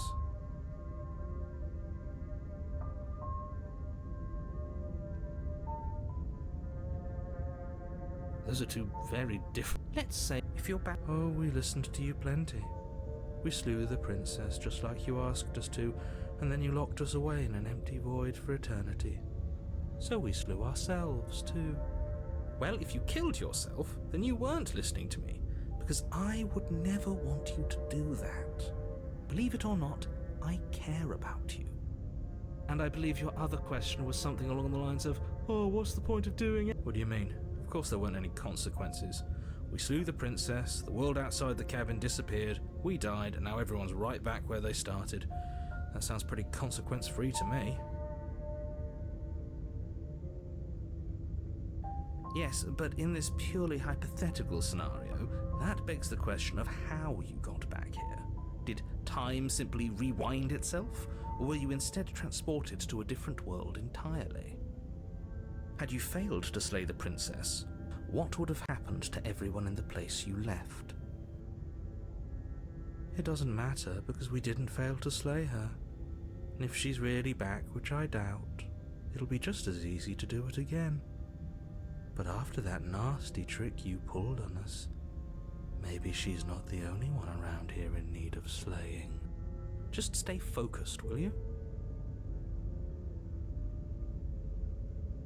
Just be quick. If anything, the world ended after I slew her. When I tried to leave, everything was gone. That's a good point. How do we know we didn't have things backwards? Maybe slaying the princess was what ended the world, not the other way round. Yes, maybe this whole thing was a trick to get us to end the world. And now we get to go through the whole charade again, wholly aware of what's waiting for us at the end. But that's assuming she's alive in that cabin. We did kill her, after all. You're going to find her in the cabin. If the princess had actually been slain, you wouldn't be here. And let me assure you, killing her will not end the world. I don't know what you think happened to you last time, but it's a load of nonsense. You'll get your happy ending. I promise. Well, that's exactly what we're afraid of. Really? Living happily ever after sounds that bad to you? Oh well, there's no use arguing over your masochism. The cabin awaits. Last time around I stabbed her in the heart and she died. How can someone like that end the She world? just can. You'll have to trust that what I'm saying is true. People. Look, oh, of course. I've told you this is boring. He's clearly not interested in talking. So let's just do as he says. And maybe he'll stop bothering us. Great. Now, if you don't... A warning. She will lie. She won't be a problem.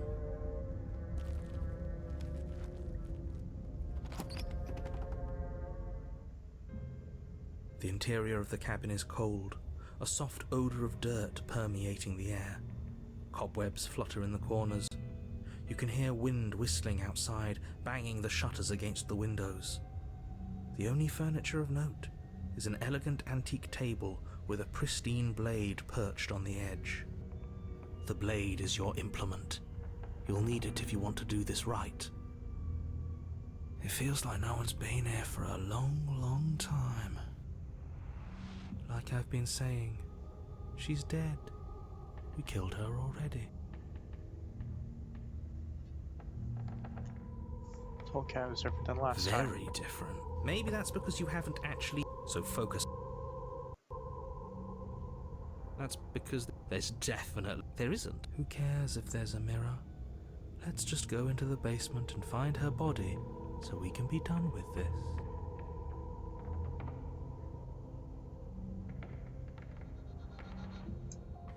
You walk up to the wall next to the basement door. This really is... You reach forward and rub your hand. It was there, and now it's gone.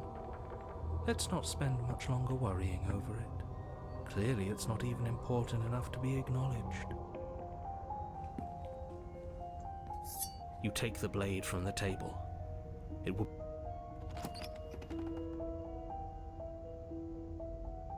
The door to the basement groans open, revealing an old banister and a creaky wooden stairwell. Everything is coated in a thick layer of dust, and you can feel it settle into your lungs as you breathe in the stale air. The very building itself feels dead. If the princess lives here, slaying her would probably be doing her a favor. The room below is silent. Nobody's here. Naturally. As much as I appreciate the optimism, you shouldn't be so sure. I guess we'll just have to go down and see. As you descend the final step, the form of the princess comes into view. A skeletal body lying in a heap on the floor, its wrist still bound to the wall by a thick chain. Okay, she's definitely dead.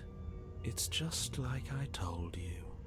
Before you have a chance to finish your thought, the top of a head appears from underneath the floor.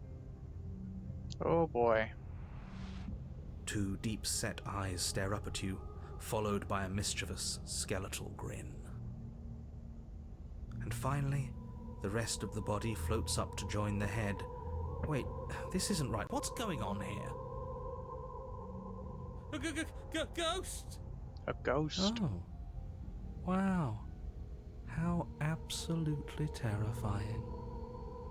What's a ghost supposed to do to us? Oh, it's you. Hiya, Keller. I was hoping to see you again. I have some issues with how our last meeting went. The princess drifts across the room into your orbit, gently running her fingers across your shoulders and down your neck as she circles you.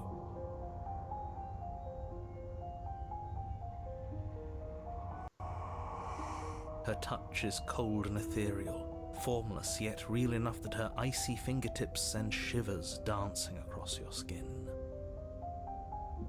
So she has a body, and she's right there. That means we could kill her again, if we wanted to.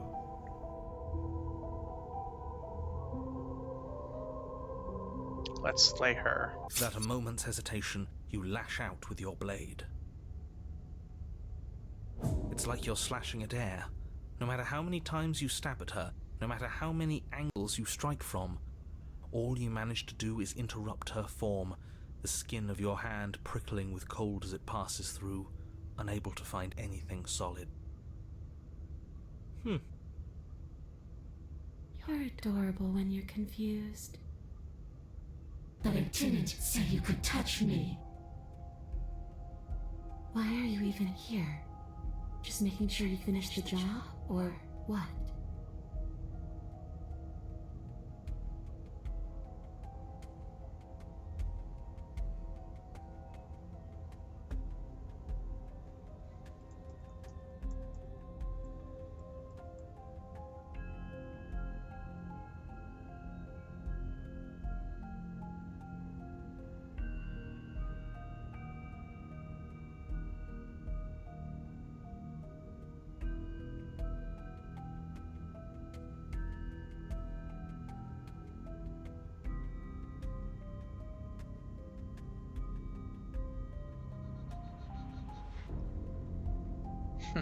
slay the princess harder.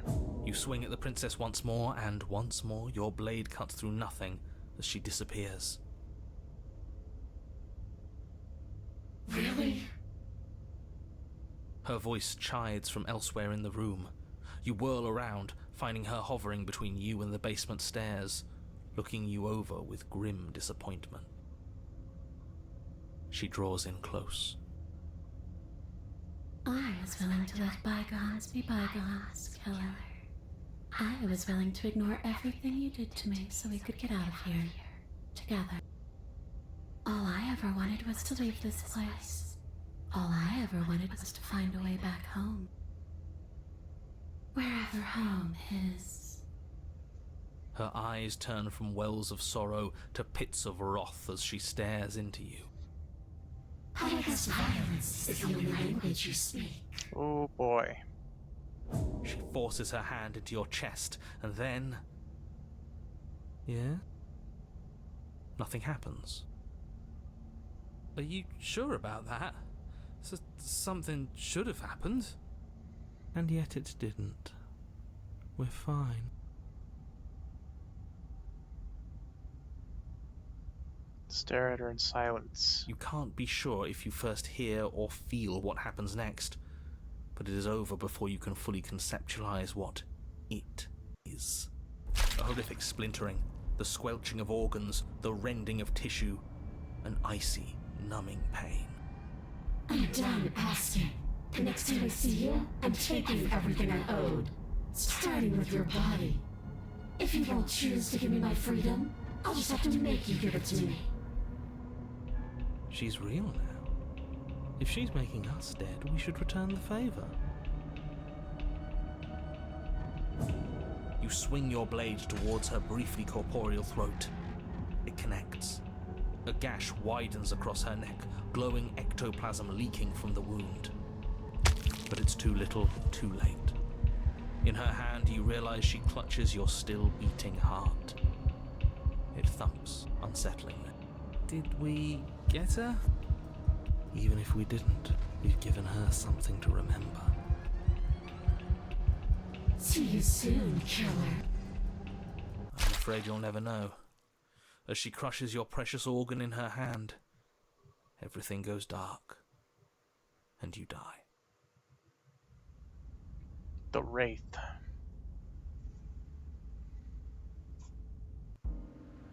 You're on a Oh, path God. in the wood, and here we go again. Off to slay her again. The deck's stacked, isn't it? We kill her, we start again. She kills us as a goddamn ghost, we start again. I'm starting to think we're being run in circles just for the sake of it. Come on, let's not give in to all that misery just yet. There's got to be a way out of this. There's got to be a right answer. Ah, and what if there isn't? Aren't you listening to me? What if all of this was rigged from the start? That's ridiculous. There'd be no point in all this if it was just some kind of cosmic busy work. I think that's exactly what it is. The powers that be seeing how many ways they can screw with us. Could be it's all some kind of sick joke to them. Okay, so you've already been here. Twice even. Great. Then let me poke a few holes in your depressing little theory.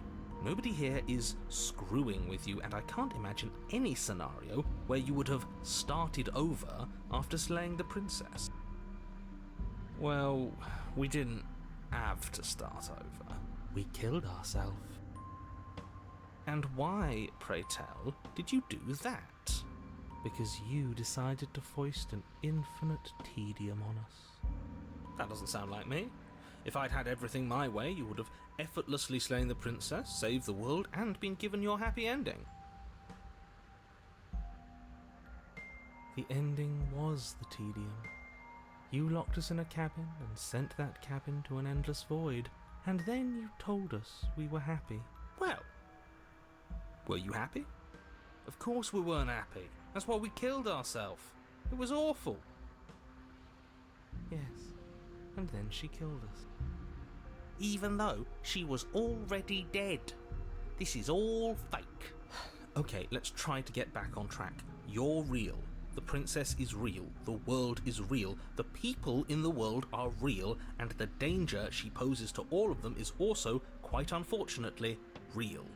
Whatever you did the first time, it sounds like it almost worked. So how about you give it one last try? Because killing yourself seemed to undo all the good you almost managed to accomplish. All this standing around and talking is boring. Let's at least do something. Maybe we'll kill her again. Maybe we won't. Maybe we'll even free her.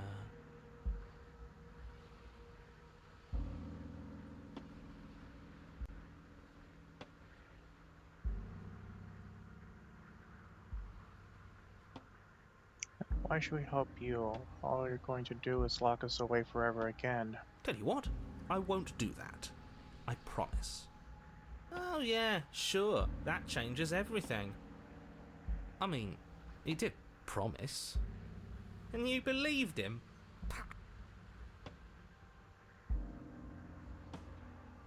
Are you the same narrator we met on the other loops?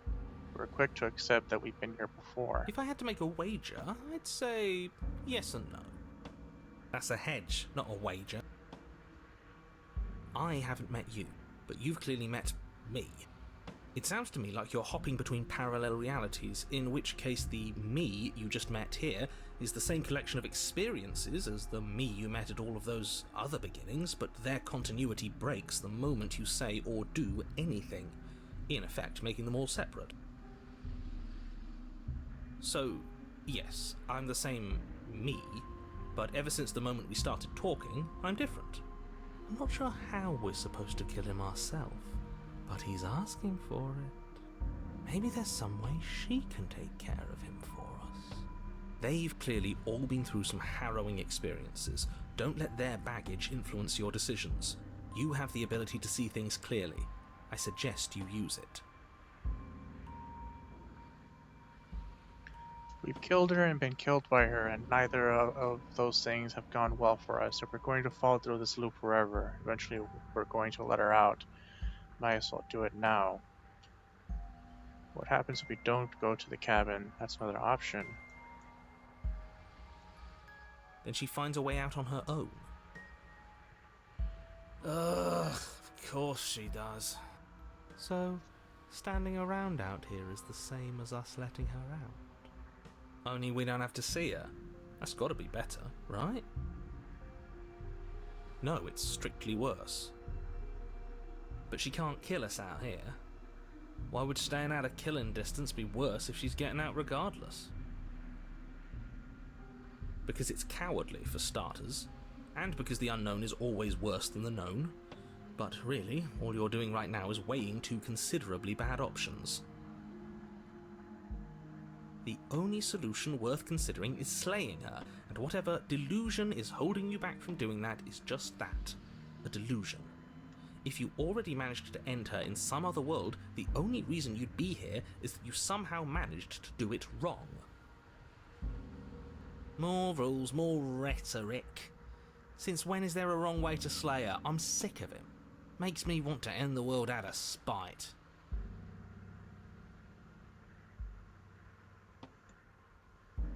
We've killed her and have been killed by her, and neither of those things have gone well. If we're gonna fall through this loop forever, eventually we're gonna have to let her go. May as well do it now. You're making a dizzying amount of assumptions.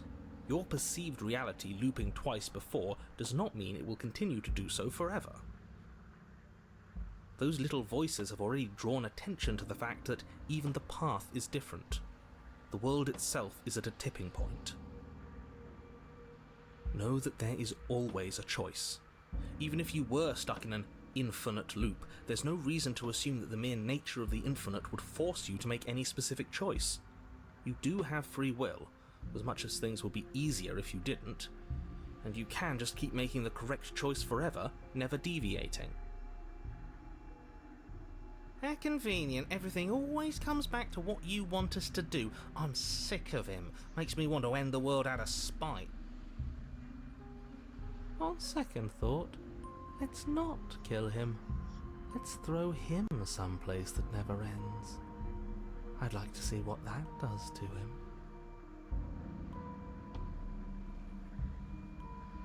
You continue down the path towards the cabin. It isn't long before you're steps away from your destination. I don't think you need any words of warning. I think you know what's in there, and despite your protestations, I think you know what you need to do. The more he talks, the more I'm interested in setting her free. Whatever. You don't want to listen to me? Do it then. Let her out. See what I care. It sounds like somebody's about to crack.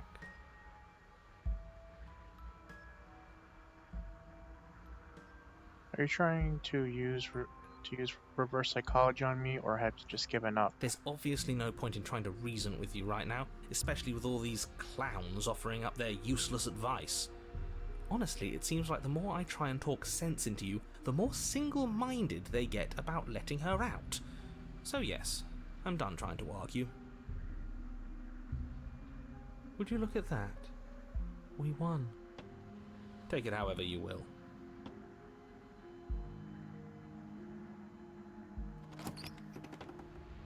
The interior of the cabin is long and dark, a single narrow hallway stretching far into the distance. Curtains billow out from tall windows on either side, obscuring the path forward, fluttering helplessly as opposing gusts of wind rush into the building, clashing and joining and driving everything forward. The only furniture of note is... That's strange. What's strange? Is it the mirror? The mirror? No, there isn't a mirror. What's strange is that there isn't much of anything in here at all, aside from the curtains. There's supposed to be a pristine blade. Why isn't there a pristine blade? Great. Something else has been taken away from us. I suppose the only way to go is forward.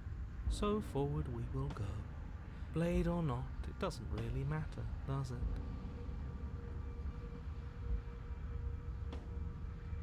Let's pretend there's a mirror at the end of this hallway and that right now we can't see behind it. What's there? What's behind it? If you're asking what's at the end of the hallway, it's the way to the basement. The way to the basement? Don't you mean door?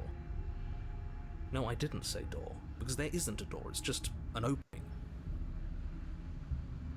What are the odds she's waiting for us right behind it? If I were running a bullshit factory, it's what I'd do. Let me assure you that there's nothing there. Nothing is going to jump out at you, and certainly not the princess. The princess is in the basement. He can't see the mirror. The knife is gone, defying his expectations. Who the hell is calling the shots here? Nobody is calling the shots. That's how reality works. You slowly make your way towards the gaping maw that awaits you. Your fraying nerves buzz with trepidation, the chill wind raising your hackles as it gently pushes you forward, towards the darkness at the end of the hallway. You can't shake the feeling that you're being watched. We've always been watched. You're watching us right now. Sometimes the feeling is just stronger than others. I feel like you're trying to put us on edge. We don't need all this anticipation, we just need this to be over. You stop as you reach the end of the hallway, I presume in front of whatever mirror isn't actually there. Wipe the mirror. Here we go. You reach your arm forward into the pitch black of the opening. Nothing. It's like this place read our mind just to mess with us.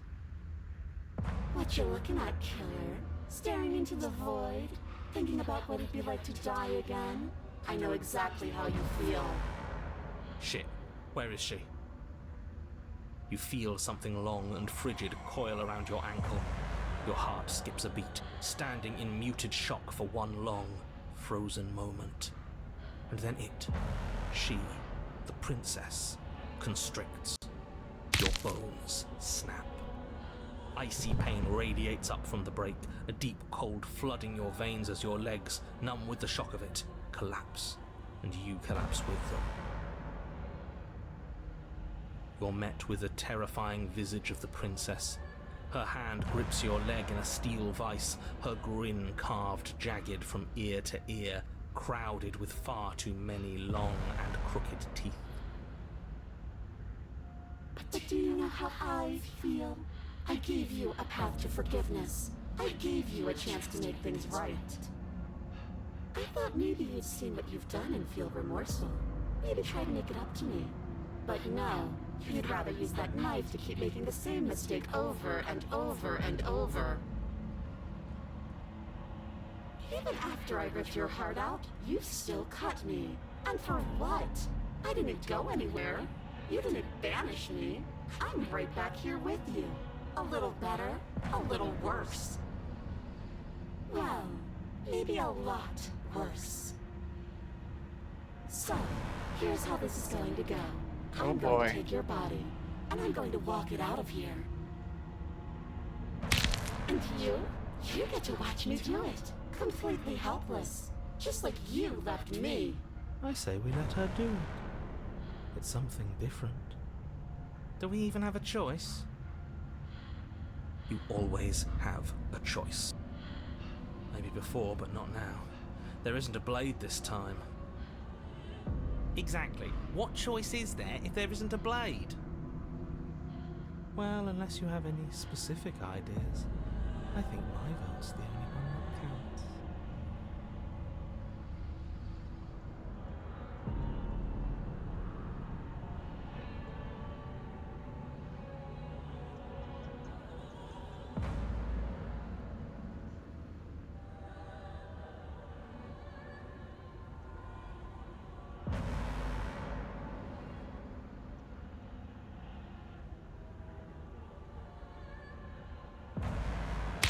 You violently struggle against the princess, but all you manage to do is grind the fragments of your splintered ankle together.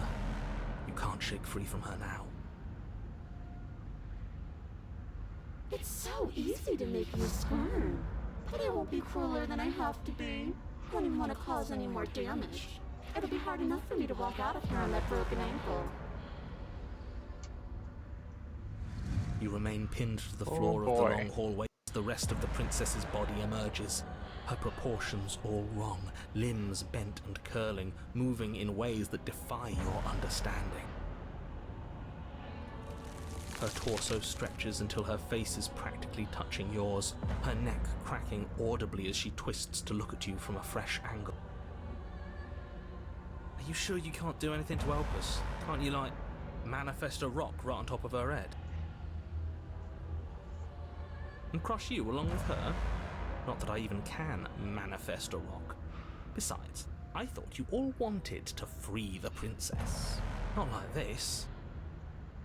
You don't even have a weapon, so I'm afraid you're out of luck, which unfortunately means that I, and the rest of the world, are out of luck too. And whose fault is it there isn't a weapon here? Yours, I assume. There's supposed to be a pristine blade. Whatever you did in those previous lives of yours, you really messed up.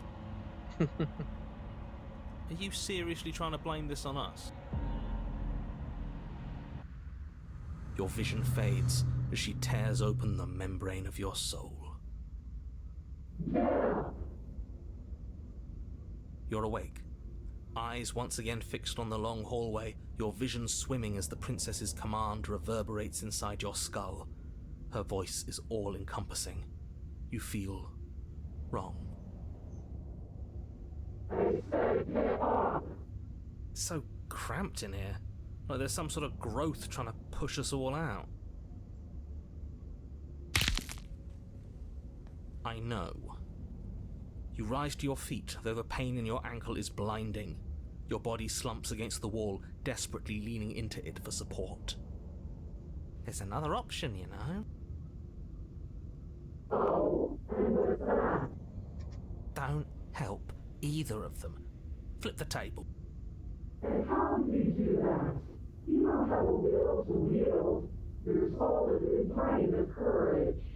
That gap where the mirror was, I don't think it goes anywhere. Let's throw ourselves into the abyss. You would dare move now. Your body, Ouch. still slumped against the wall, trapped between the princess's overwhelming will and the blinding pain of your splintered ankle, takes an excruciating step towards the cabin door. The movement is stiff, your body reduced to a marionette pulled reluctantly along by your strings. It's not that bad. The pain feels good. Because I know you feel it too. Throw your body into the abyss. In a single moment of overwhelming willpower, you tear your body from the wall and hurl it towards the gaping abyss. I won't let you do this. Capillaries burst and muscle fibers tear as you and the princess struggle over the reins of your body. One foot planted firmly on the edge where the floor ends, and the nothing begins. It's unquestionable that her reserves are greater than yours, but fortunately for you, the distance you have to cover is far shorter. Enough is enough. I'm tired of us always losing. It's just a step away. Even if you throw yourself into the abyss, you still lose.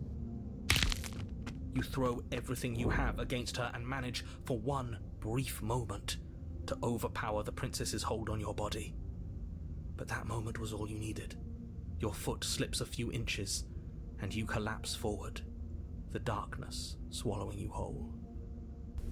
Why do you hate me? Her thought slips through you, unheeded, as you fall, and fall, and fall.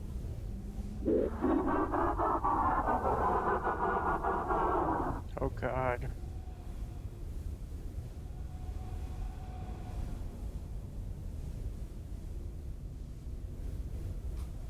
What an end.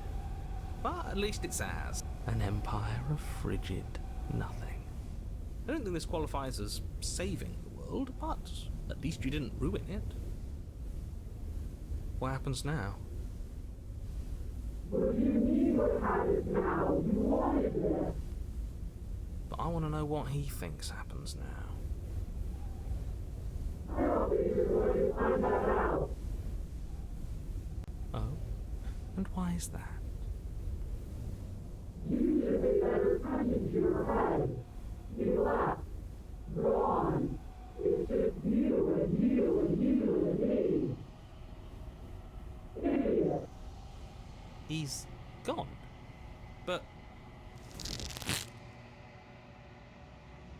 Terminal velocity ceases and you feel a something, a mass, a growth, torn out of you. You and the princess look at each other for a short moment.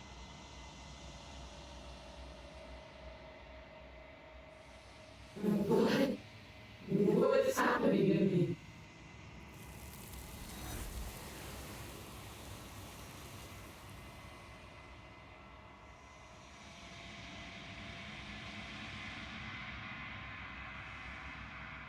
But you don't answer her before she's gone. You feel a resistance underneath your feet once more. Memory returns.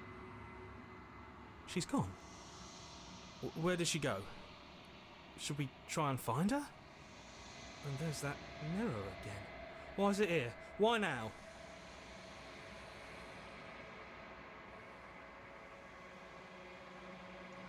Of course you're scared. This is the end for you, but it's not the end for me. I would have kept them in the dark if I were you. What is that supposed to mean? Whatever awful thing I felt before, it feels so much worse now. So you're the real puppet master here? Can't believe I tried to help you.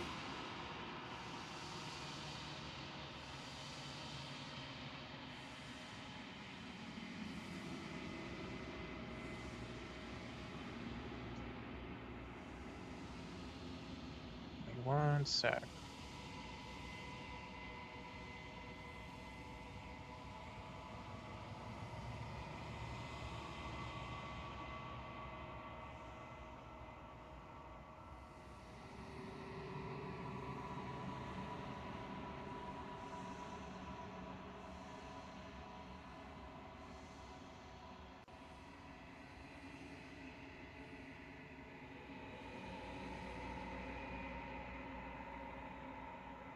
Silence as you reach forward. They're gone once again. The mirror always makes them leave, but you need to see what's in it.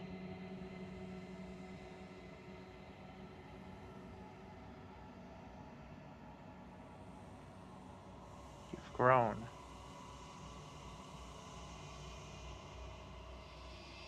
Find yourself in the long quiet once again. You are at the cabin. Flickering lights and empty cityscapes become pockets of vitality and movement. I am more than I was before.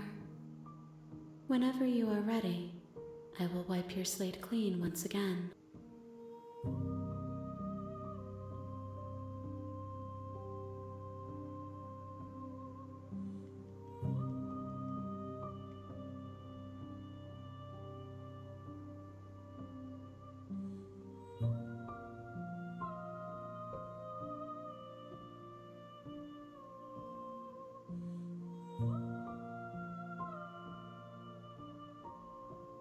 I'm gonna try and attack her.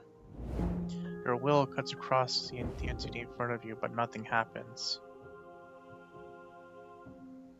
My roots burrow in an ocean beyond your sight. We cannot harm each other as we are now.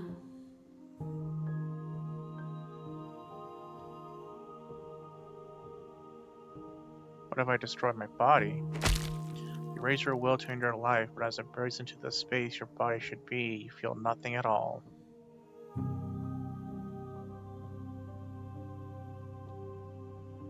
One of the many hands in front of you reach forward and gently touches the side of your face.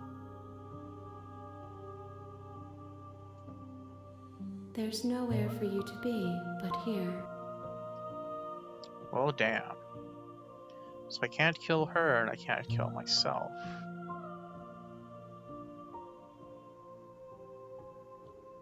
Is a child the same as an infant? I am an unbroken pattern, but every vessel gives fresh perspectives and carves new avenues of expression.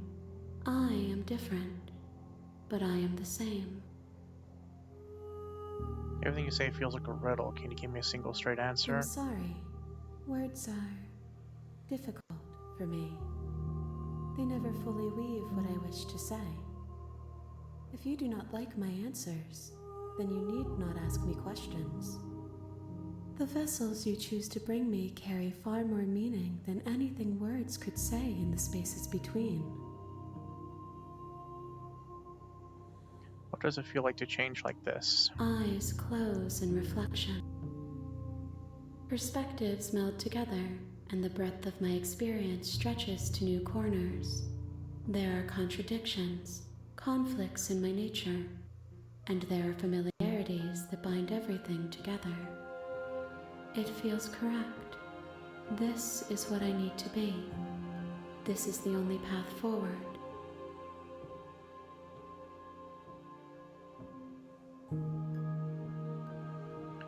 When this is all done, do you know what you want to do?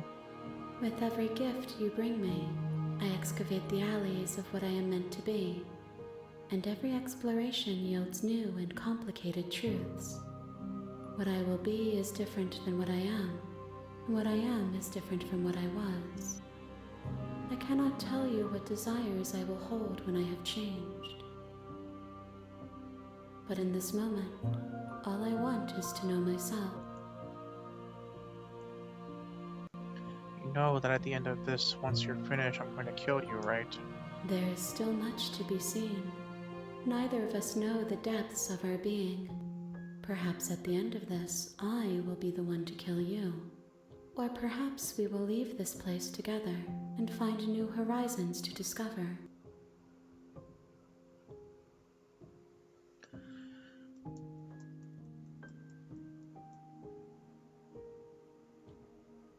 When I go back, it's as if an invisible wall closes around me. Why can I not do the same things I've done before?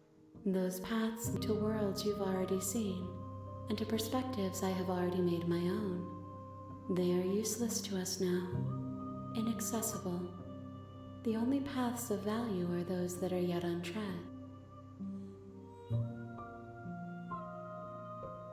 You have been kinder to me than anyone else I've met. Thank you. Why wouldn't I be kind to you? You are the only thing I know that isn't me. What do you want me to bring you next time? Gifts aren't what someone tells you to bring them.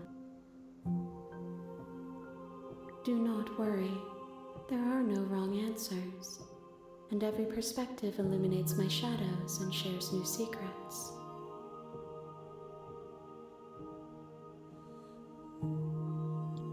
Do you have any thoughts on this vessel? This one is loneliness turned to seething. She could not find her strength in others, so she found it in herself. She will make for a driven heart. Do not mourn her. She isn't alone anymore. So you don't have any preferences on how you'd like to change or grow? My preference is for you to show me what you would like me to see. I cannot know the ways I wish to grow, for I have yet to feel them. It is you who guides me down the thin trail of perspective and memory.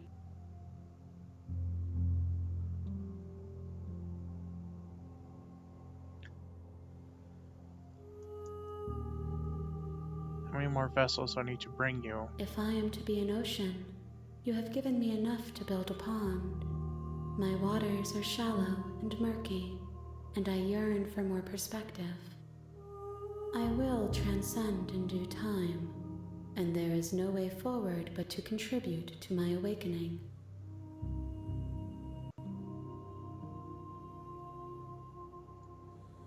What do you feel about me? These vessels I've been bringing you, I've hurt them. There is a hurt that dwells in them, but they are not me. They are thoughts and perspectives. They are feelings that inform my being. The wounds they've suffered carve texture around my heart. Without them, I would be as I was before. I cannot be as I was before. There are new spaces that I must fill. I'm ready to go back. I await your return, but it will give me time to reflect on what I am. We will meet again.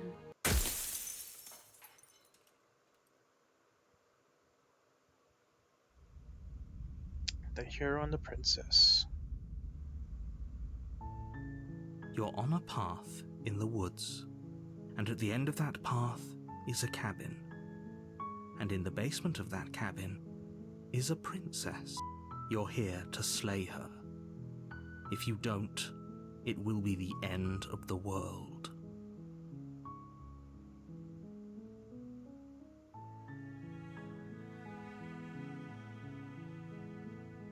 Give me one sec.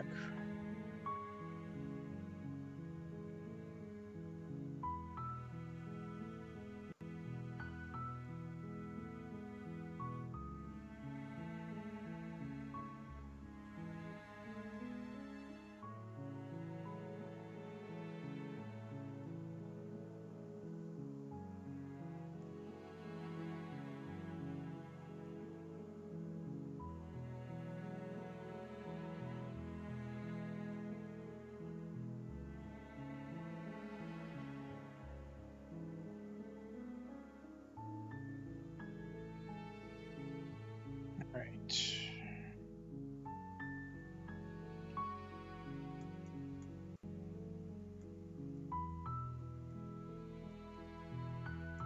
So this time, I'm gonna do things differently.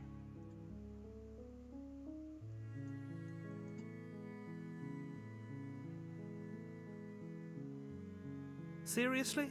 You're just going to turn around and leave? Do you even know where you're going?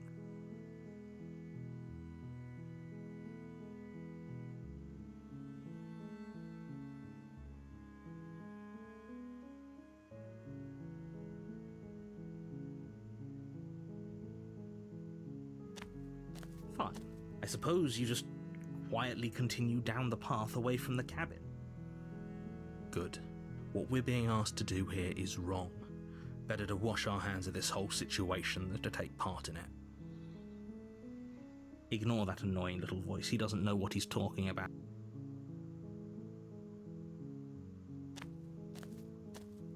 That's strange.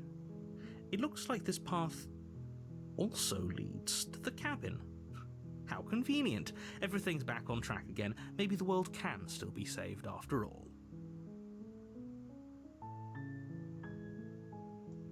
You're really keen on wasting everyone's time, aren't you? It's remarkably selfish, if you ask me. I've already outlined the stakes of the situation. If you don't do your job, everyone dies. Like, dies. Forever.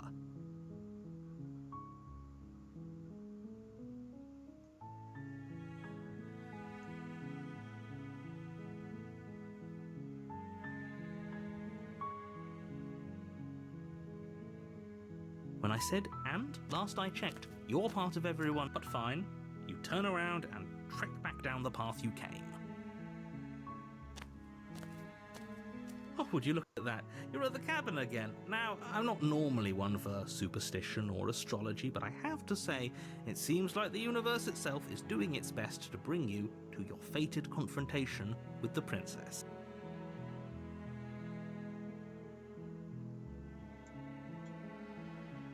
There's no fighting this is, or I have to go in for a cabin, don't I? Fine. Well, yeah, well, I guess I'll start walking a different direction. Again. In fact, I'm going to just keep trekking through the wilderness until I find a way out of this place. There's always a choice. Let me tell you right now that you're making the wrong one for pretty much everyone who's ever lived, as well as for everyone who ever will. And here we go. As you trudge into the woods, something strange starts to happen. At first, it's little flickers out of the corner of your eyes. Glimpses of familiar wooden structures through the leaves.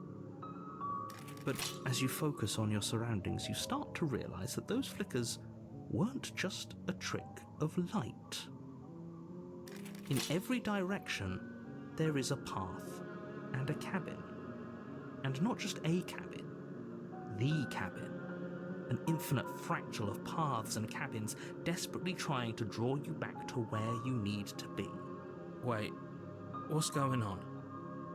But you're too stubborn for that, aren't you? It doesn't matter how many paths or cabins appear around you, you're just going to do whatever you can to shirk your responsibility because you care more about irritating me than you do about the fate of the world. You've doomed us all, you know that, right? But of course you do. Otherwise you wouldn't just wander off into the forest in search of certain death. You lose track of just how long you spend aimlessly tromping through the wilderness. But it's not like any of that time spent lost in the woods really matters, because it isn't long before the world ends and everyone dies.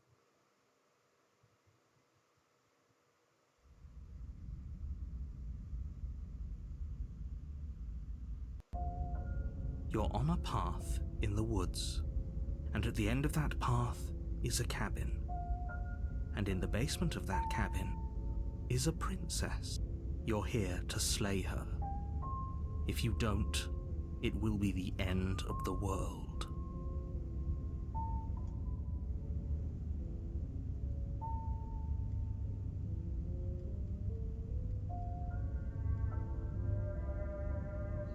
If I can't run away from the cabin, then I'm just staying here in the woods forever. You have already committed to my completion. You cannot go further astray.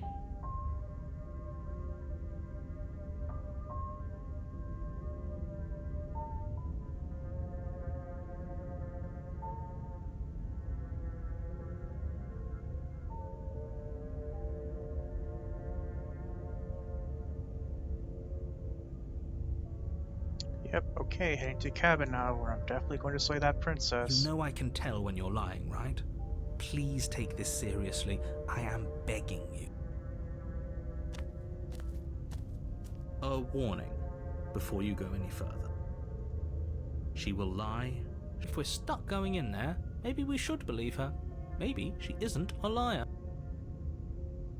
Ignore him. He's just being difficult for the sake of it.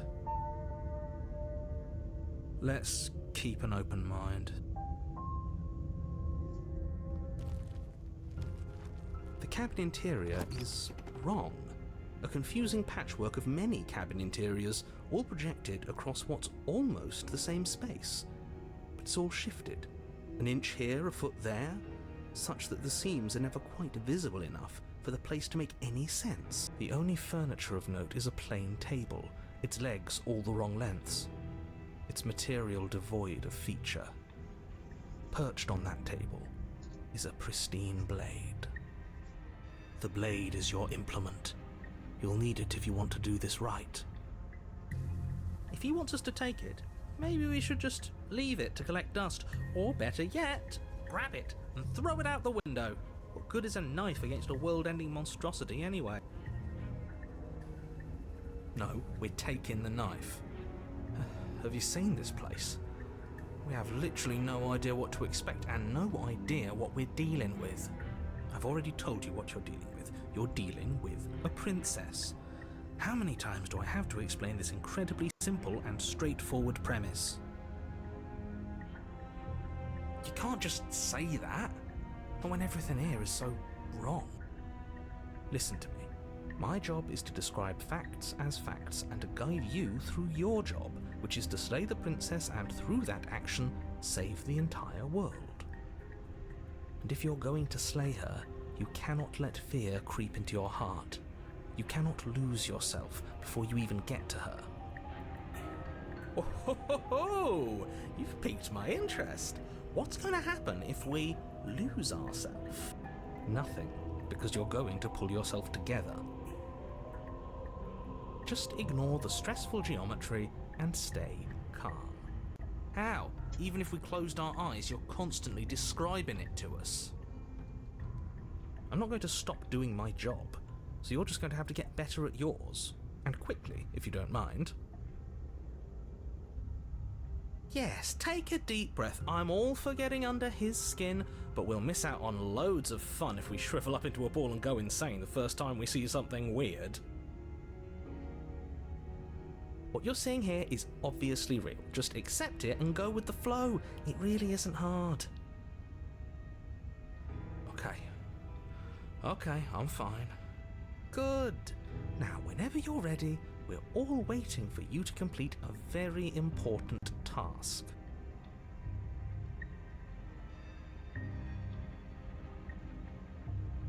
Ooh, we should look at ourselves. Wouldn't that be fun? You won't be looking at yourself because there isn't a mirror. There's the table, the blade sitting on the table, and the door to the basement. There's nothing else in here. There's definitely a mirror.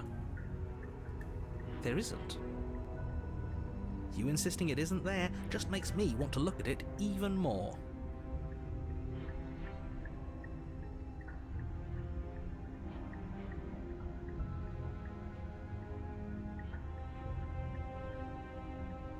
You walk up to the wall next to the basement door. It's a wall. There isn't much to see here. This really isn't funny.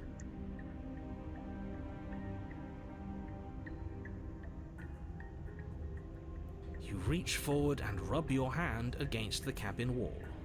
I hope you know how ridiculous you look right now. But it was there a second ago. And now it's gone. You know that taking the mirror away from us isn't going to change things, right? We'll find it again, and then we'll see whatever it is that you don't want us to see.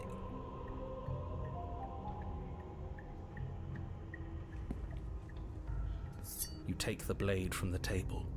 It would be difficult to slay the princess and save the world without a weapon. Okay, fine, you took the knife, but you really shouldn't hold it like that. Then how are we supposed to hold it? The other way, thumb at the bottom. Will look much cooler and more serious if we hold it with our thumb at the bottom. It really doesn't matter how you hold the blade, as long as you have it. Just make a choice. You switch your grip on the blade. Congratulations. Yes! Isn't this so much better? Okay, fine. You're right. This does look a lot better. It really doesn't matter. Just get on with it and deal with the princess already.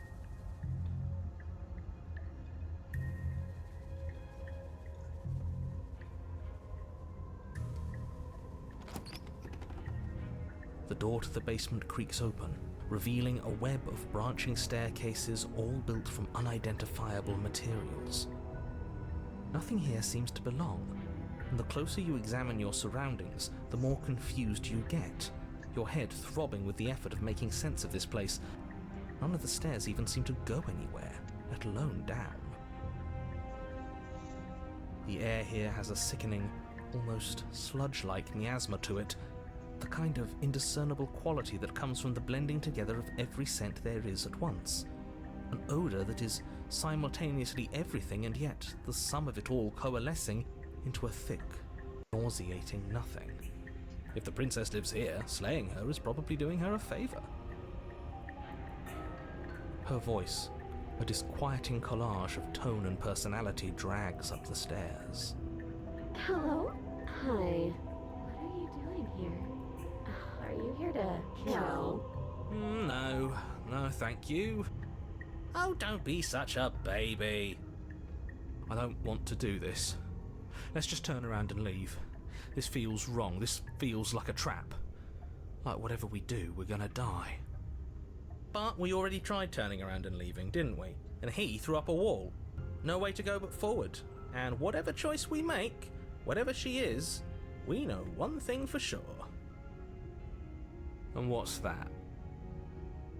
That the fate of the world hinges on your success?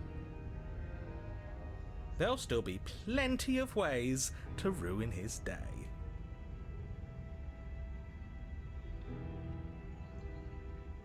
I'll take the harsh stairs to the left. You step to the left. The path is cruel against your feet, the impact of each step sending pulsing vibrations up your legs, until there's nothing left in them to feel. The air around you grows cold the further you progress. At first a barely noticeable drop, quickly evolving into a numbing cold. Your toes feel like blocks of ice, your breaths puff out in clouds of condensed vapor. You shudder against it as you continue down the stairway, losing yourself in the bone-deep chill.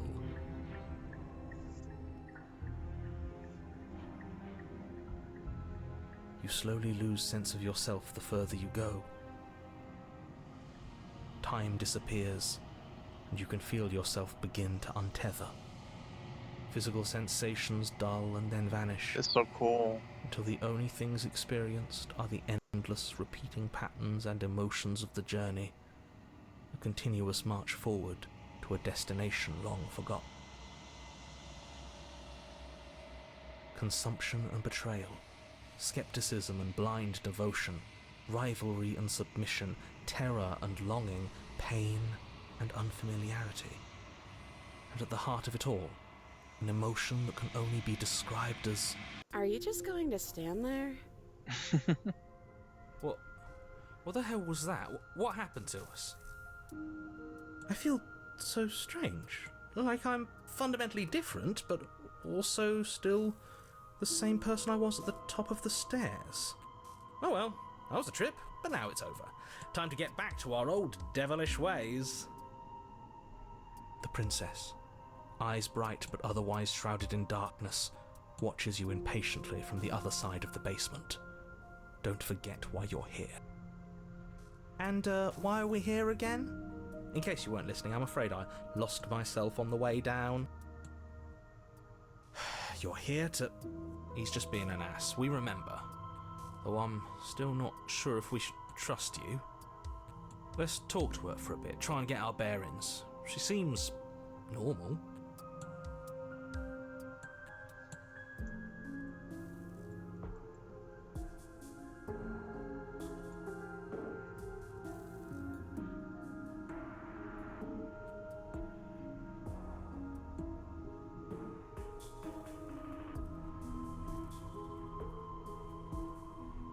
Give me one sec.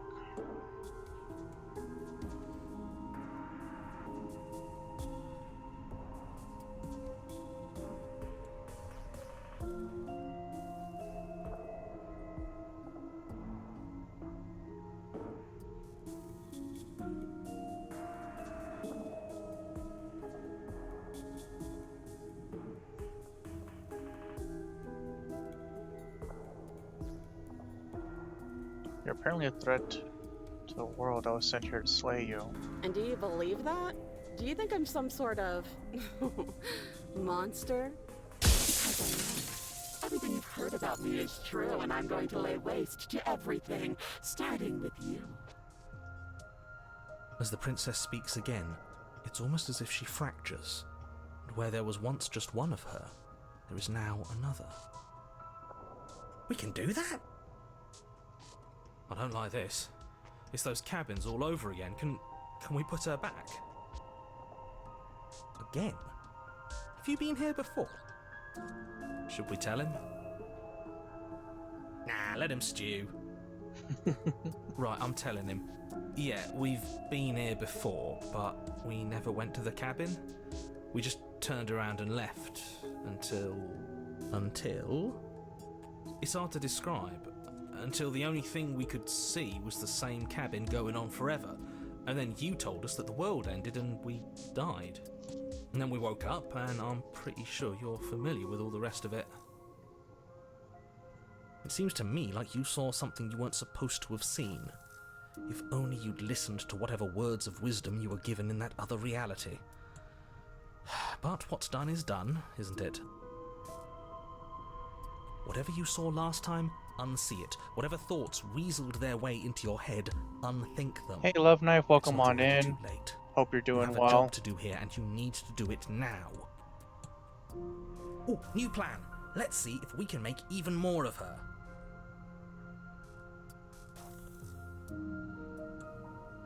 Yeah, last time we were simping over a lot of her forms, and now we're here to just be slaying her constantly.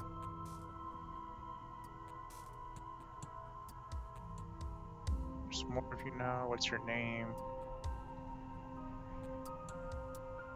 Getting out of your charge for your, I don't know, you are, we can't trust you. Damn, it's like multiple choice all in once. Wait, that's not right. Go on. You take a step forward. Your foot lands, but it lands different. You experience a firm footfall, a gentle tread, a confident stride. You can feel yourself rupture. The room spins, your perception multiplying in a sickening kaleidoscope as your very self is pulled in incomprehensibly many directions. All at once you charge forward, knife gleaming to slay the princess just as you strike at her bindings and leave her to languish alone. Is this what the end of the world looks like? What an unbearable mess. It's getting weird. This... We can't... Do you not have anything witty to say? I could use a good bit of wit right now. No, I don't, because this isn't fun. How are we supposed to have fun if everything is happening at the same time? It's the same as nothing happening, and nothing is excruciating. Luckily for all of us, nothing and everything doesn't go on forever. The world and the princess collapse in on themselves before it all falls apart. I think he's gone. We were never going to salvage this, were we?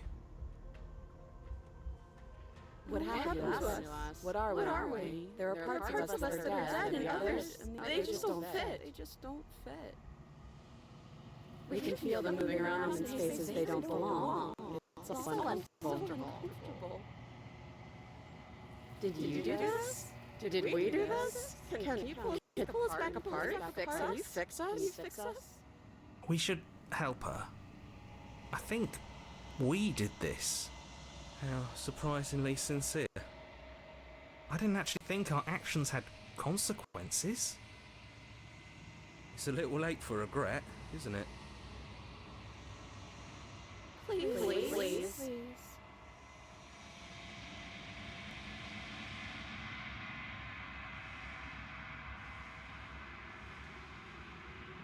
You just destroyed everything. I'm not going to fix you.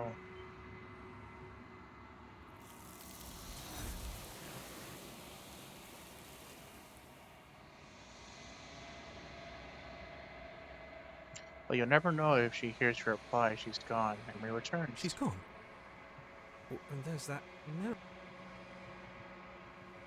gonna be okay, just trust me, we've been here before and you always get scared. But it feels so bad.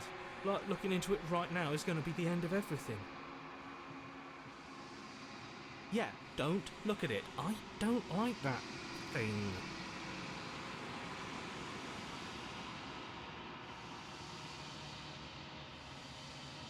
It's not the end. Whatever is on the other side is going to be nice. Okay.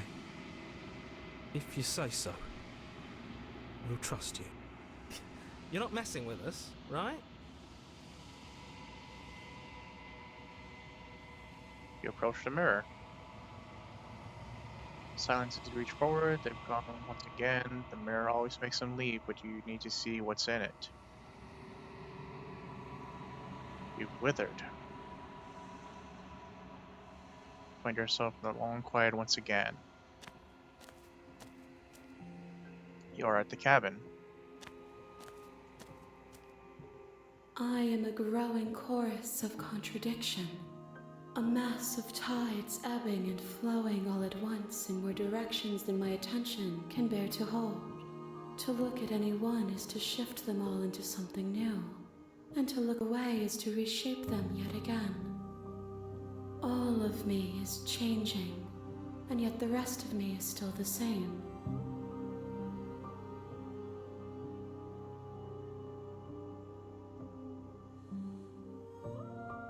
We will know when we near our destination.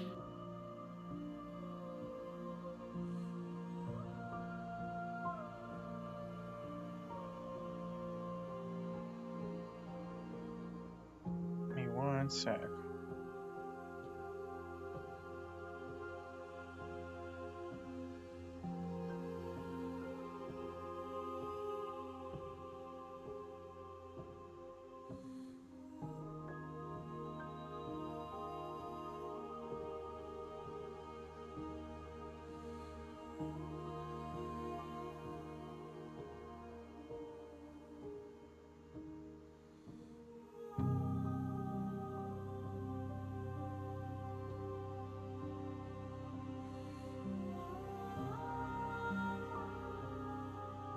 Can't be a contradiction. Contradictions don't exist. And yet my waters flow and my streets bustle. There are no words that can describe me into non-existence. There is no logic that can bind my multitudes.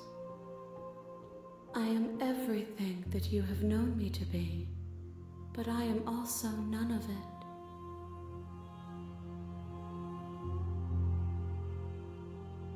How can you stand to be a contradiction? As easily as you can stand to be you. You are like me, even if you have chosen not to look at the corners of you that do not fit. Even if you have chosen to ignore the brilliant contours of your soul.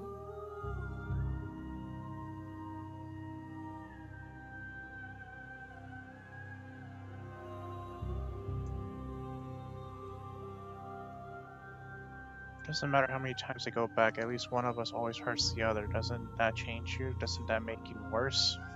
It changes me, but it doesn't make me worse, nor does it make me care for you any less. Does it make you worse? Do you resent me? If anything, makes me like you more. Not really, all seems distant. I'm near you. Yes, you're torturing me and I hate it. I think I hate you. Know that I hold no malice towards you. The pain of your journey will subside in due time. But you still have a ways to go before we are done.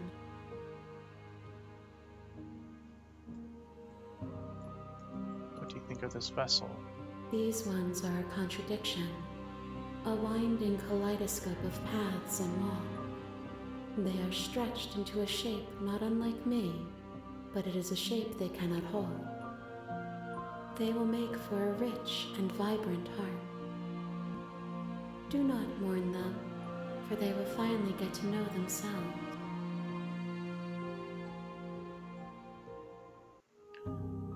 I'm still planning to kill you once we're done with this. If that remains your choice when all is said and done, then you may try.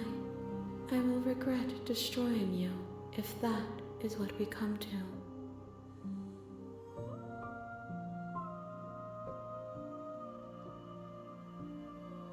Do you still not care what I bring you next? I care about your gifts, but I have no preferences. You have your responsibilities, and I have mine.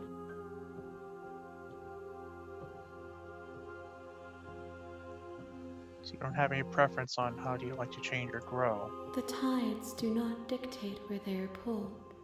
A river does not dictate its outlets. My gift to you is to let you choose your path, and my task is to contemplate the gifts you bring me.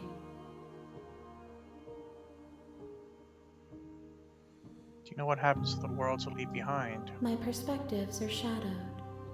You have seen what I have seen, just as I have seen what you have seen. The angles of my vantage do not offer me hidden truths, and my attention is turned inward, except when you are here with me. Perhaps this will change when our work is done.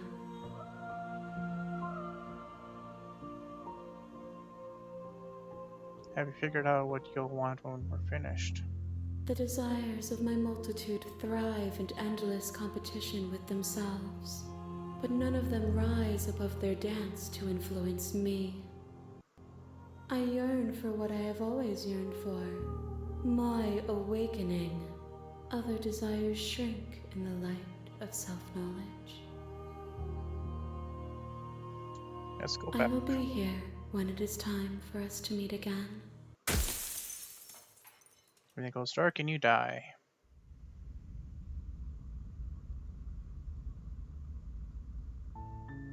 You're on a path in the woods, and at the end of that path is a cabin. And in the basement of that cabin... Okay.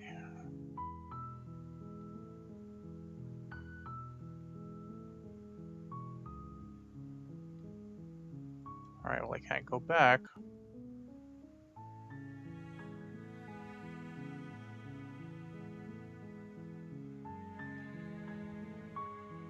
Don't mention it. It's all part of the job. You make your way up the short path to the cabin. You'll find the princess within. We're not going to go through with this, right? Ignore him.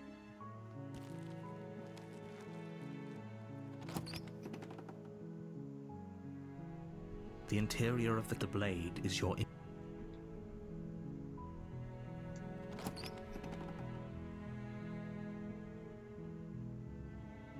The door to the basement creaks open, revealing a staircase faintly illuminated. Her voice. Hello? Is someone there? It's hypnotizing. It's the kind of voice you only have to hear once to remember it for the rest of your life. Don't let it fool you. It's all part of the manipulation. You're playing a dangerous game by coming here unarmed.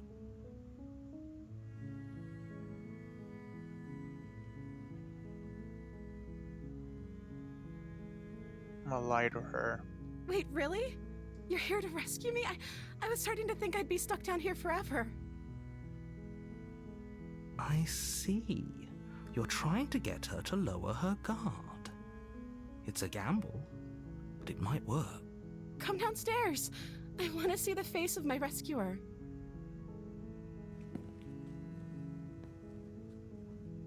You walk down the stairs and lock eyes with the princess.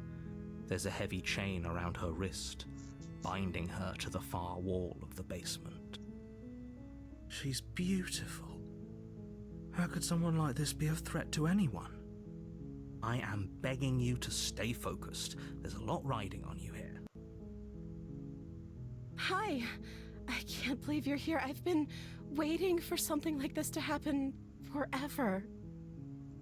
I hope you brought something to deal with these chains.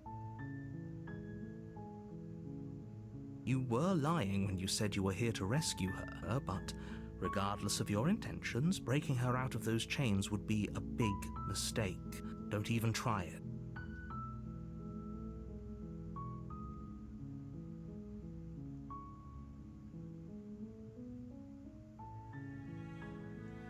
Okay.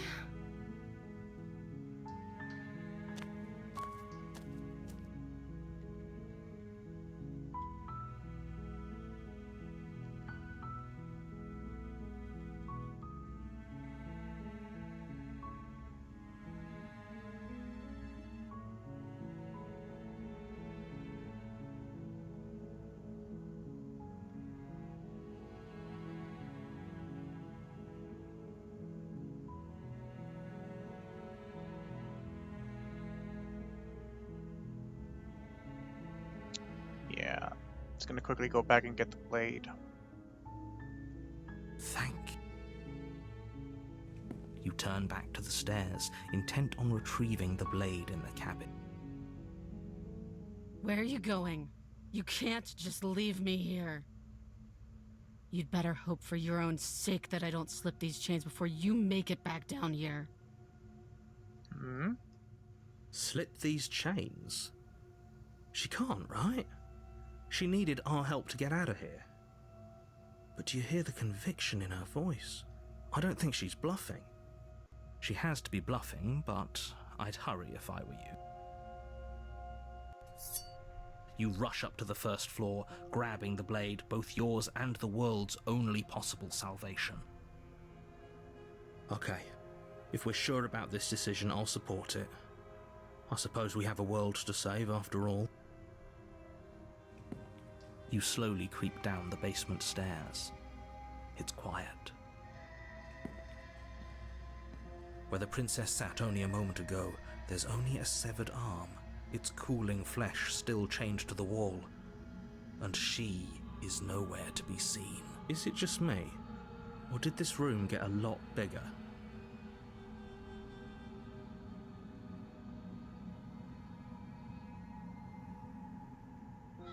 Let's finish this. Your eyes dart to the corners of the room. You don't see her. Where is she?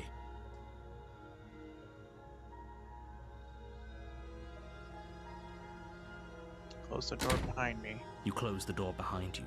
Almost magically, its locks immediately click into place. Maybe they'll open if you finish the job.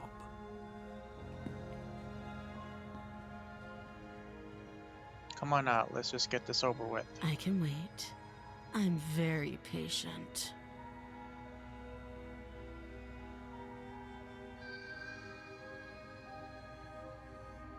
You do your best to patiently wait her out. But eventually, exhaustion starts to set in. Come on, wake up. We can't fall asleep down here.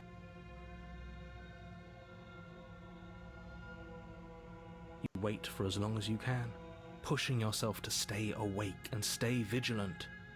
But you can't outwait someone who's been waiting for as long as she remembers. You barely even realize that you've started to drift off. Pain tears you from your sleep. The princess is upon you, ripping into your flesh, unnaturally sharp teeth and claws severing arteries and digging into organs. God. There's nothing to be done. You're already half gone. It can't just end like this, right? As much as I'd prefer for things to have gone differently, I can't deny the reality of what's happened.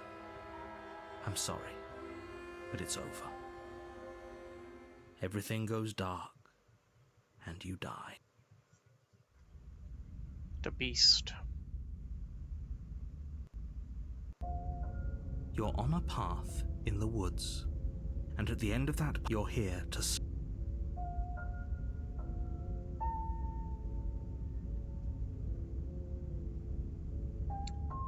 Me turn around now. You have already committed to my completion.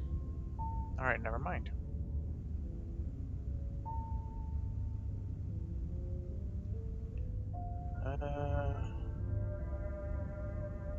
Let's just proceed. A warning, she will... Does a cat lie to a cornered mouse when it plays with its freedom? Or is it just acting out its nature? I don't see why that matters. A lie's a lie, and if anything, she's the one who's cornered. She could have gotten out of there whenever she wanted to. We should trust nothing that she tells us, only what we hear and smell. That's a very roundabout way of saying that you should listen to me and take this seriously. Maybe.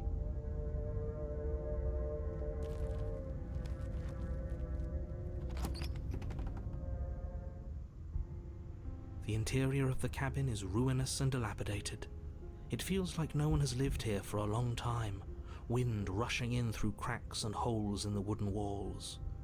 The only furniture of note is a termite-eaten table with a pristine blade perched on its edge. The blade is your implement, You'll need it if you want to do this right.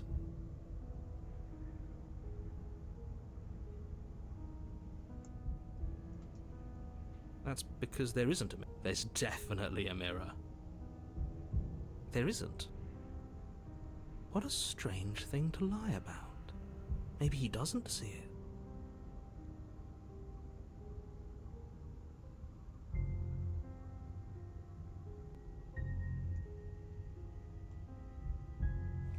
You walk up to the wall next to the basement door. It's a wall. There isn't much to see here. This really isn't funny. You reach forward and rub your hand against the cabin wall. I hope you know how ridiculous you look right now. But it was there a second ago. And now it's gone.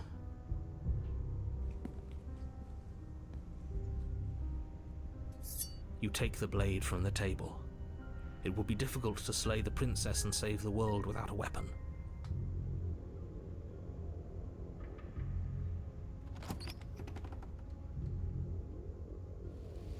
The door to the basement creaks open, revealing what's left of an old wooden staircase.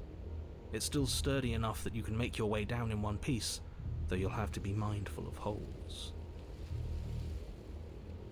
The air seeping up from below is oddly warm and wet, as if you're descending into a jungle. If the princess lives here, slaying her would probably be doing her a favor. She growls up the stairs. I can smell you. She sounds almost feral, impatient, or maybe eager. You carefully make your way down the stairs. The last step gives way to the damp earth floor of a starlit pit. The walls are obscured by an impenetrable darkness, giving the illusion that the room might stretch on forever. You brush against the wide leaves of plants that surround you on all sides, seemingly the only living things that occupy this strange underground wilderness. The jungle is pressing in on us, hiding her from view. She could be anywhere. You see only a flash of the princess before she scurries away into the underbrush, dragging her heavy chain behind her. Remember, she's just a princess. She is certainly not just a princess. You're not helping. It doesn't matter what she is. It only matters what she does. Her shining eyes appear between the leaves, staring hungrily at you from the darkness. I can hear your heart pounding from the bottom of the stairs, fledgling. You're right to be terrified. I'm so much more than you. And a little splinter clutched in trembling hands won't save you from me. A shiver rushes up your spine and pulls you upright. The air's shifting. She's getting ready to pounce. Move, now.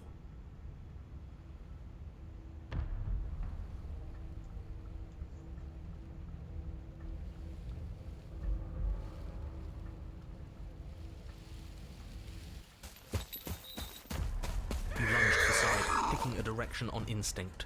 As you land, you're buffeted by a gust of air, disturbed by the sudden motion of a massive body. The princess. In an instant, she's pounced on the spot where you would have been, her chains rattling across the floor behind her. Oh god. Before you can blink, she's gone, vanishing once more into the shadows. But you still feel her gaze on you. You're faster than you were before, but you're still meek, reactive, prey. You whirl around to find her, and your gaze meets hers, a pair of shining eyes peering out at you from just beyond the basement stairs. So she's cut off our escape. Shit, what do we do?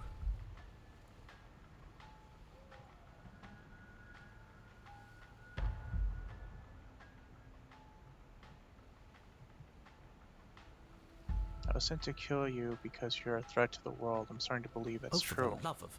You've given up the game. Great. All that will do is hasten her victory. So many useless thoughts run through your head. Thinking, thinking, thinking. You'll never hurt me if you keep thinking.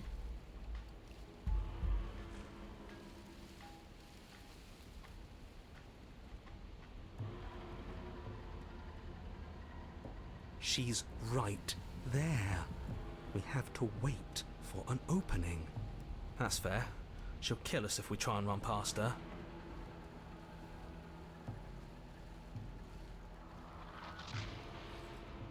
Stop hiding and show yourself. If you want to see me, you should get better at seeing. She knows that her strength lies in shadows and secrets. She won't reveal herself unless she has to. She's coiling for another strike. Be somewhere else. We're on the back foot. The back foot keeps us nimble, keeps us alive. It doesn't matter if it keeps us alive if it eventually kills us. We need to take back the momentum. We need to do something.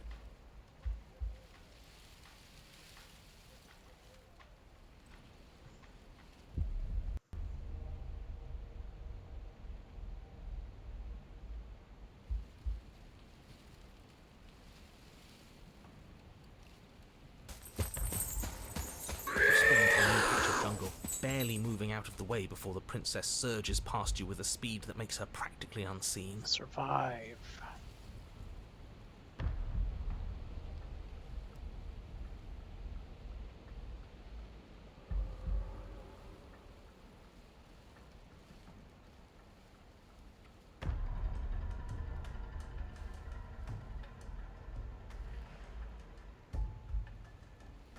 And you bear your weakness to the world.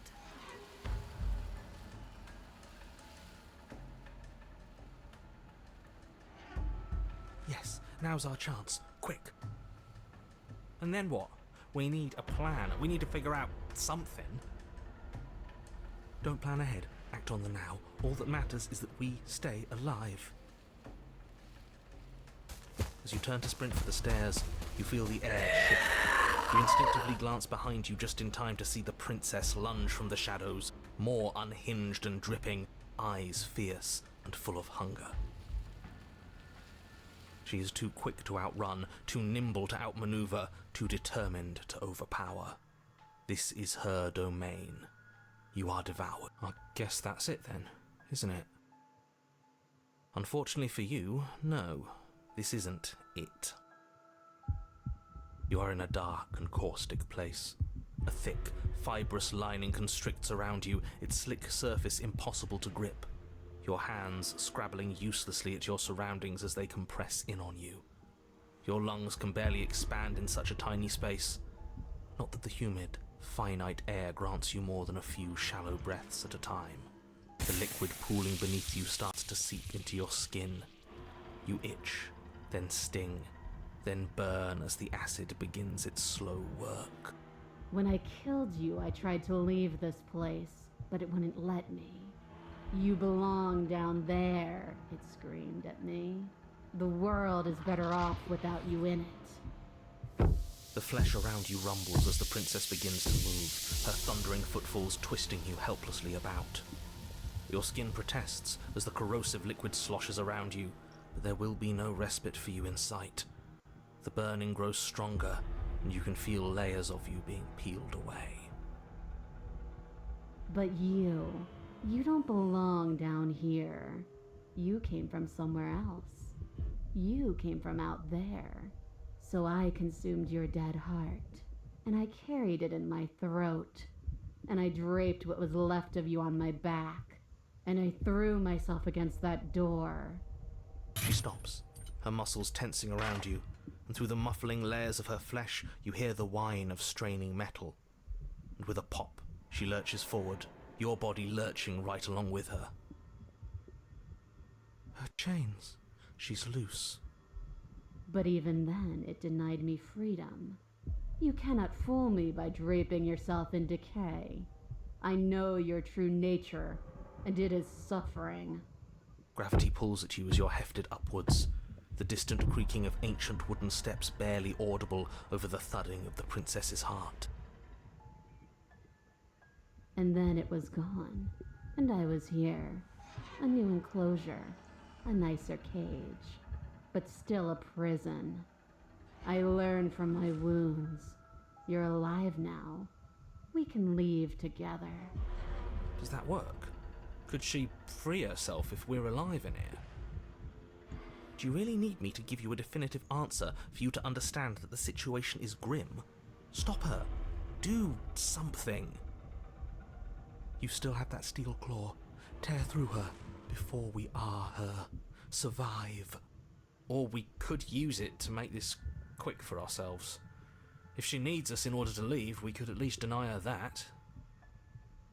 That is a bad thing to do.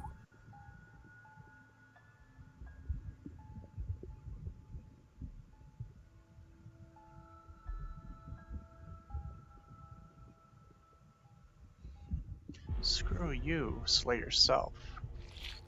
In an act of spiteful defiance, you pull your weapon to your throat, your shaking, ulcerous hand clenched tight around its hilt. And then you draw it across your bubbling veins. Your blood flows out, filling the tiny space inside the princess. You start to fade. A waste of a good life. It's better than giving in to her. But in the end, the opinions of stray voices mean little in the grand scheme of things. Everything goes dark, and you die. The wild.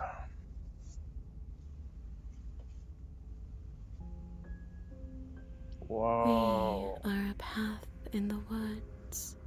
We have no beginning, and we have no end. But something cold and unnatural sits watching us from just beyond our edge. His gaze pushes against our borders, curling them in on themselves, preventing them from stretching to the places they need to reach. No, that's all wrong. You're not a path in the woods, you're on a path in the woods. Who's even saying that? That's not the princess, is it? Oh no. How many times have you been here? I think this is our third? That's bad. That's very, very bad. It wasn't even supposed to reach 2. If you're at 3, well, no wonder things aren't the way they're supposed to be. Let's get our facts straight. What happened last time? What could you have possibly done for things to be like this? The thing that sits beyond our edge speaks his logic into us. He tries to grasp at things that cannot be grasped. He tries to stare with wide pupils at that which can only be held from the corner of the eye or with a passing glance. Shut up. The rest of you, talk. What happened? What did you do? We're part of her because she consumed us. Can she hear us if we talk? I can hear everything, little one, but you don't have to be afraid of me. There's no place where you end and I begin. Nothing can hurt you here. Not anymore. It shouldn't count as her eating us if we offed ourselves. We're still here, though. And if we're safe, isn't that better? I guess this is fine. Doesn't feel half bad. Miles better than being dissolved, anyway. She ate you. And now you're convinced that you're stuck together. What a mess. He doesn't understand. We aren't convinced of anything, and we aren't stuck together. We're one. This is how we're supposed to be.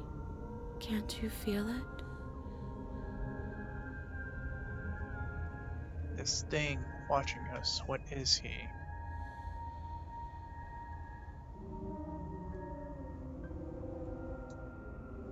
Why should anyone do anything right now? This is fine. I like being this. Why are you being nice to me? Aren't you a monster? Didn't you eat me? I feel the pressure of the outside pushing in on us. What are we supposed to do about it? That's how we're supposed to be? But what do we do now? Wherever we are right now is an abomination. I want out.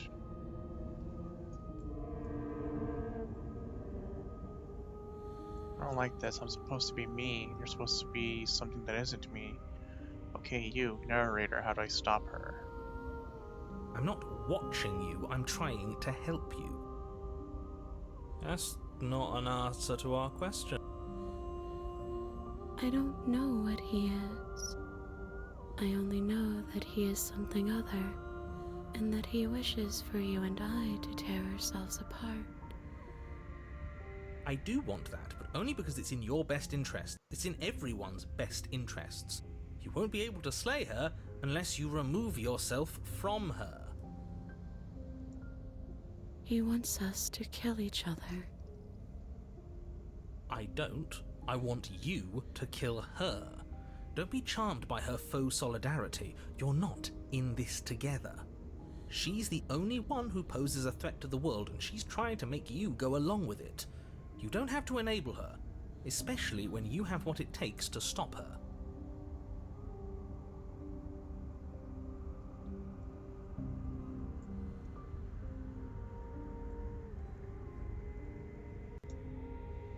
You can start by remembering that you exist, and not as some part of a Gestalt entity formed with the princess. You exist as your own self, complete with your own physical body separate from hers. I'm not so sure about that. We were something like that once, but now? And if thinking about that isn't enough to startle you back to reality, consider this. The princess ate you last time. Stop passively vibing with a literal predator and remember that you're enemies. Remember what she's done to you and how much it hurt. We can't go back to that. We can't go back to the fear and the hunger and the pain. Not after being something as beautiful as this. Doesn't all that conflict feel so far away right now? So petty? We've been posed against each other by something that understands the strength of our unity. I can feel a thumping, a heartbeat, like a distant terror that keeps getting louder the more we pay attention. Please, stop.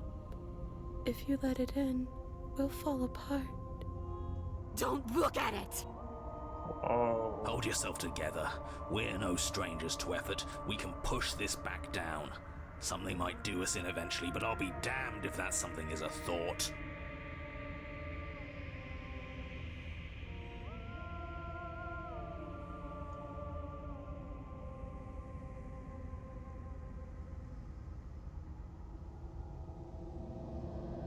No, you can't bury that feeling. You can't hide from your past. The past doesn't have to exist. Our freedom is within us. We just have to find it.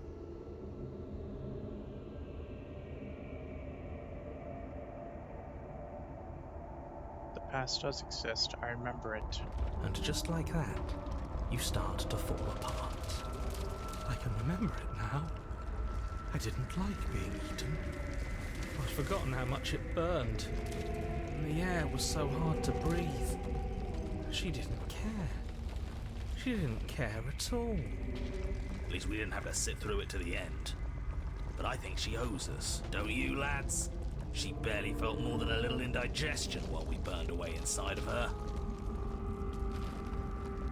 As you remember the terror and pain you felt at the hands of the princess, you start to remember something else, too. You remember that you are a distinct being with a finite form and a mortal body. You can feel it. There is a shifting of the space around you, the infinitesimal movement of your molecules rearranging back into the shape of what you're meant to be. No! I devoured you! I won! I put things back the way they were supposed to be! Some division, when sown, can never truly be mended. A cavernous gash rips across whatever it was you thought you were.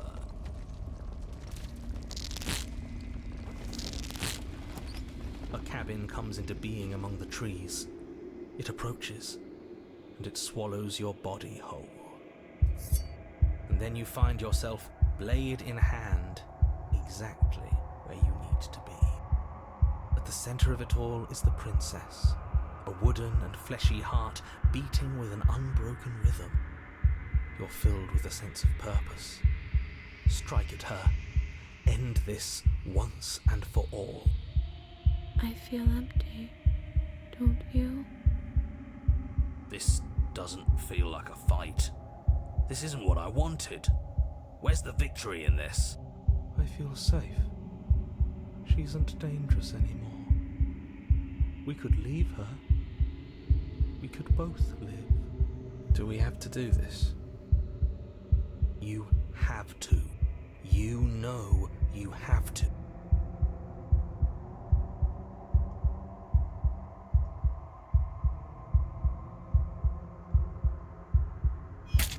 You raise the blade, taking aim at her heart. And then you strike. I'm sorry.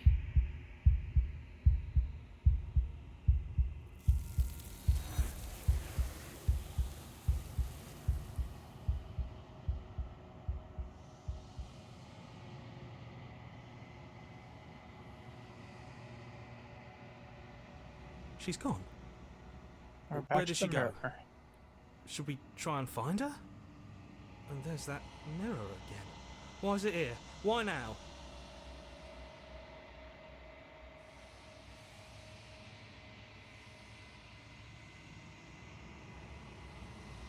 This doesn't feel right. It feels different.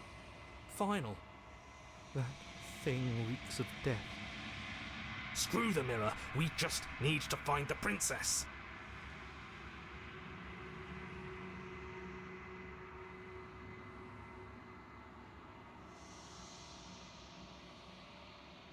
You've unraveled. Find yourself in long quiet again.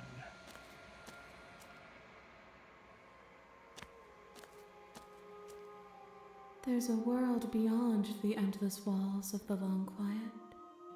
I am curious to see what it means for us to know it.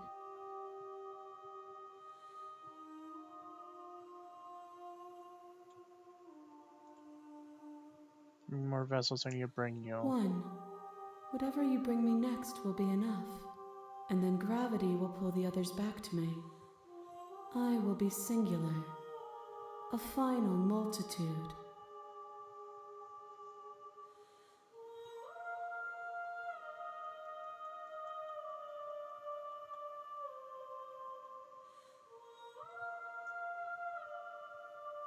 Do you think there are people out there? It doesn't matter if there are.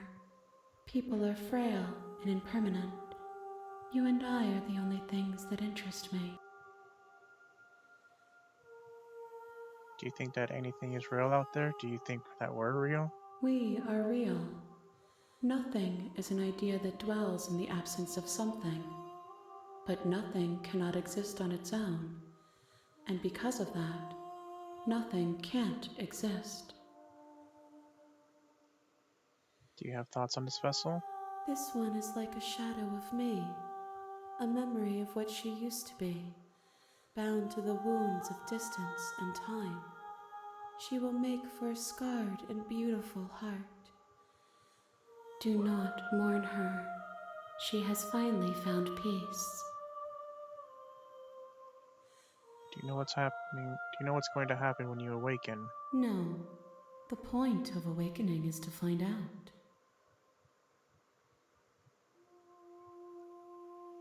When you send me back, I'm not alone. There are voices that speak to me. Some of them are me, but one of them is something else. I call him the narrator. He wants me to kill you. Do you have a narrator? Have the vessels had one? No, their minds are empty, existent, but constantly shifting into something new. Do you think your narrator lives in the spaces beyond? He does. I don't know why, but I know this for a fact. I am on the cusp of my awakening. Perhaps you are on the cusp of yours.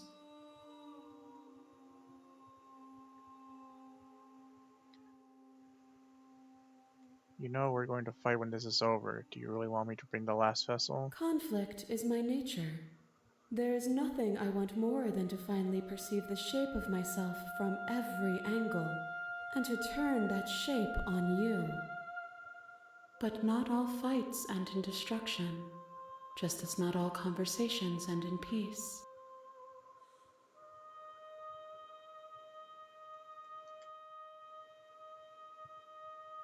This last time, is there anything you would like me to bring you? These gifts are a conversation, and each one shows me the contours of your heart. The only thing I want to see is what you choose for me when the thread is fully drawn. As the last stage before your completion, then I'm not going back. I'm just going to stay here. You've already tried waiting, but I understand if you need more time. I'll wait with you.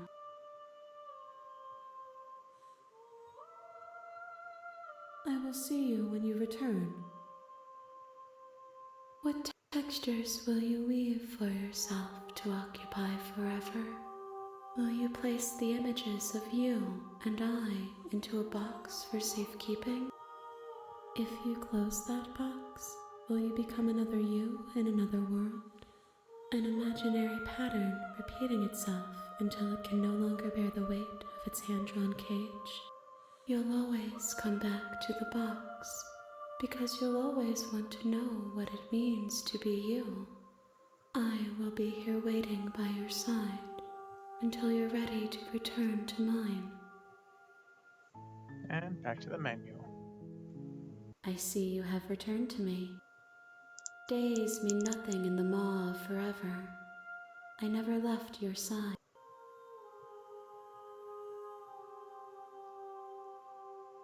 Let's The head back. next time I see you, each of us will finally know what we are. I will be here, waiting for you.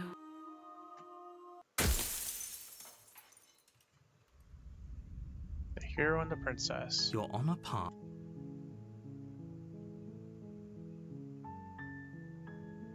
That's the spirit. You make your way up the short path to the cabin. Hey Tynan, You'll welcome find on the in. princess within. Hope you're doing well. We're not going to go through with this, right? She's a princess. We're supposed to save princesses, not slay them. Ignore him. He doesn't know what he's talking about.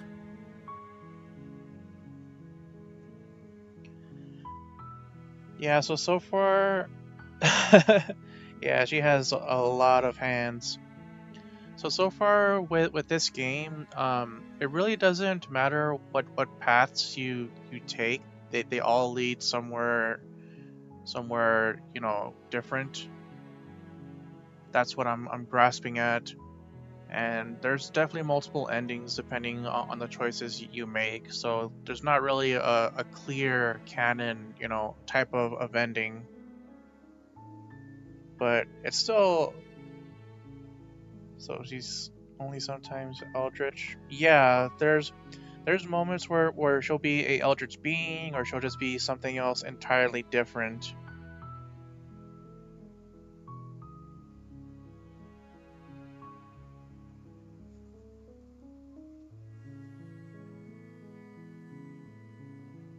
But yeah, like I said, like whatever choices you make, you know, there's not really a true defining, you know, type of ending.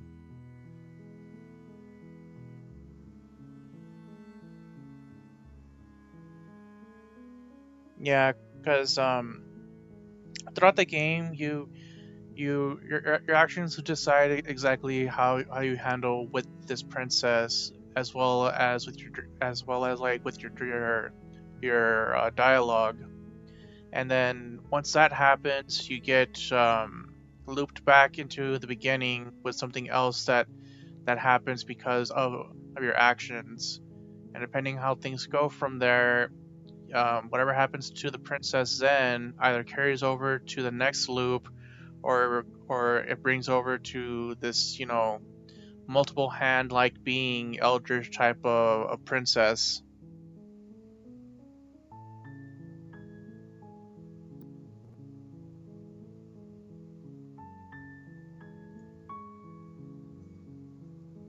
And meanwhile, you have the narrator trying to explain what you're supposed to do. Meanwhile, you have voices in your head that kind of act like the voice of reason, depending on the situation. Some of them will just either side with the narrator or go against the narrator and have their own strategy to get out of this certain conflict. But yeah, last time on my first playthrough, I just basically sided with the princess most of the time. I just kept saying screw the narrator and just kept siding with her. Now in this playthrough, I'm just, actively trying to kill her in most ways that I can. And with each time that I try to kill her, she definitely changes into a different type of person and form. Some of them are pretty grotesque, I will admit. Some of them are pretty cute looking, and then there's some that's just weird. But yeah, I would definitely get this game, especially if it goes on sale on Steam or on any other platform, and just give it a shot, see what paths you take. Towards the end of the game, after your first playthrough, you unlock a gallery, and it shows like different portraits of like one of the princess forms, and you get to see like all of her reactions and certain scenes that happen within said moment. I'm playing this on the PS5, but it's also on Steam. The air is stale and musty, and the floor and walls are painted in a fine layer of dust. The only furniture of note is a plain wooden table. Perched on that table is a pristine blade. The blade is your implement. You'll need it if you want to do this right.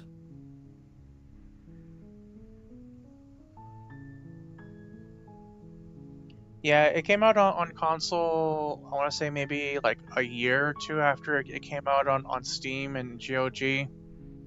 So it took a while. And since then, they had done a director's cut expansion to the game where a lot more paths open and different other features come to be. Alright, this time I'm gonna enter the basement. The door to the basement creaks open, revealing a staircase faintly illuminated by an unseen light in the room below. This is an oppressive place. The air feels heavy and damp, a hint of rot filtering from the ancient wood. If the princess really lives here, slaying her is probably doing her a favor. Her voice softly carries up the stairs. Hello? Is someone there? It's hypnotizing. It's the kind of voice you only have to hear once to remember it for the rest of your life. Don't let it fool you. It's all part of the manipulation. You're playing a dangerous game by coming here unarmed.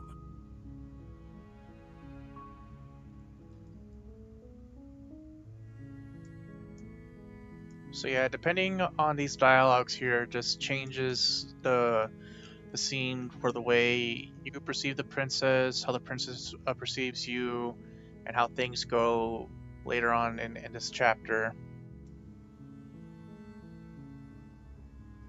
Alright, sounds good, Tynan. You have yourself a good dinner. Take care, and we'll be seeing you again pretty soon.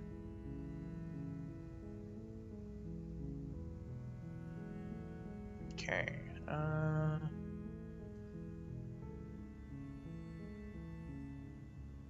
Let's just continue. Good. You're still listening to reason.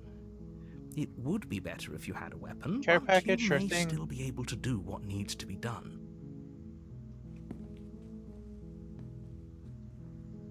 You walk down the stairs and lock eyes with the princess. There's a heavy chain around her wrist. binding her to the far wall of the basement. She's beautiful. How could someone like this be a threat to anyone? I am begging you to stay focused. There's a lot riding on you here. Hi. Do you think you can get me out of these chains?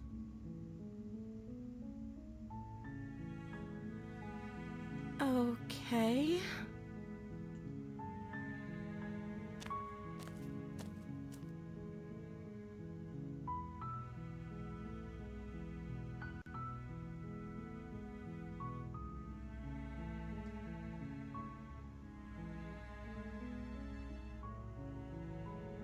Let's go with her name.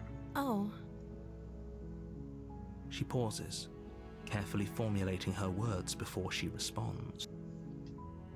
You can address me as Your Royal Highness. Or you can just call me Princess if Your Royal Highness is too formal. Is Princess her name or her title? What if it's both? Could you imagine being named Princess Princess? Princess. Like I said, you can call me Princess if you'd like.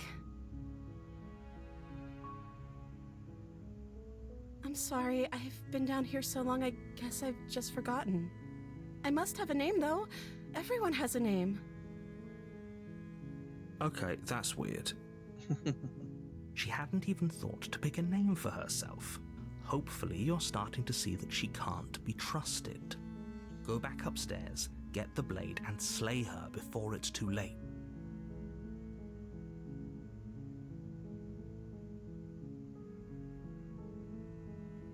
I'm the first person you've seen in a while. What have you been eating or drinking? I don't see what that has to do with anything. This is the only time this is ever going to happen, but I agree with the princess. That's hardly relevant.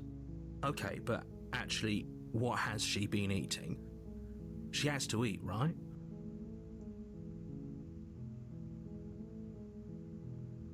What are you going to do if I let you out of here? The princess hesitates before responding. She doesn't know. She's been down here too long to have any idea of what she'd do in another life. She knows what she'd do. She's just searching for whatever answer she thinks you want to hear. Are you looking for the truth, or are you looking for the right answer? Because with the dynamic we have going on here, I don't think the specifics of what I do really matter.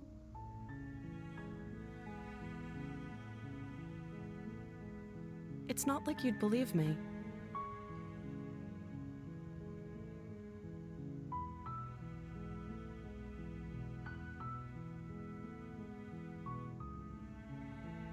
I was sent here to slay you. You're Of course I'm locked up down here for a reason.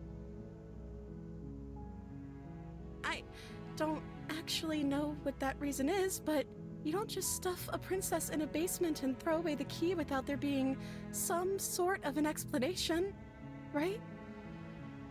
You have all the explanation you need, and you should know better than to trust whatever she comes up with.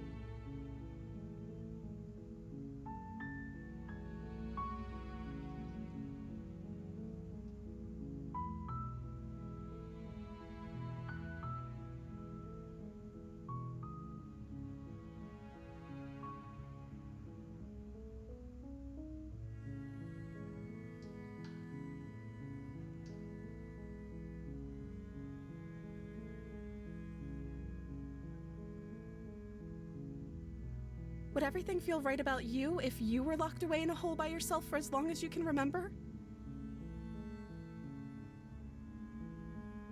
Just how long has she been down here? So, did they tell you why I'm supposed to be so dangerous?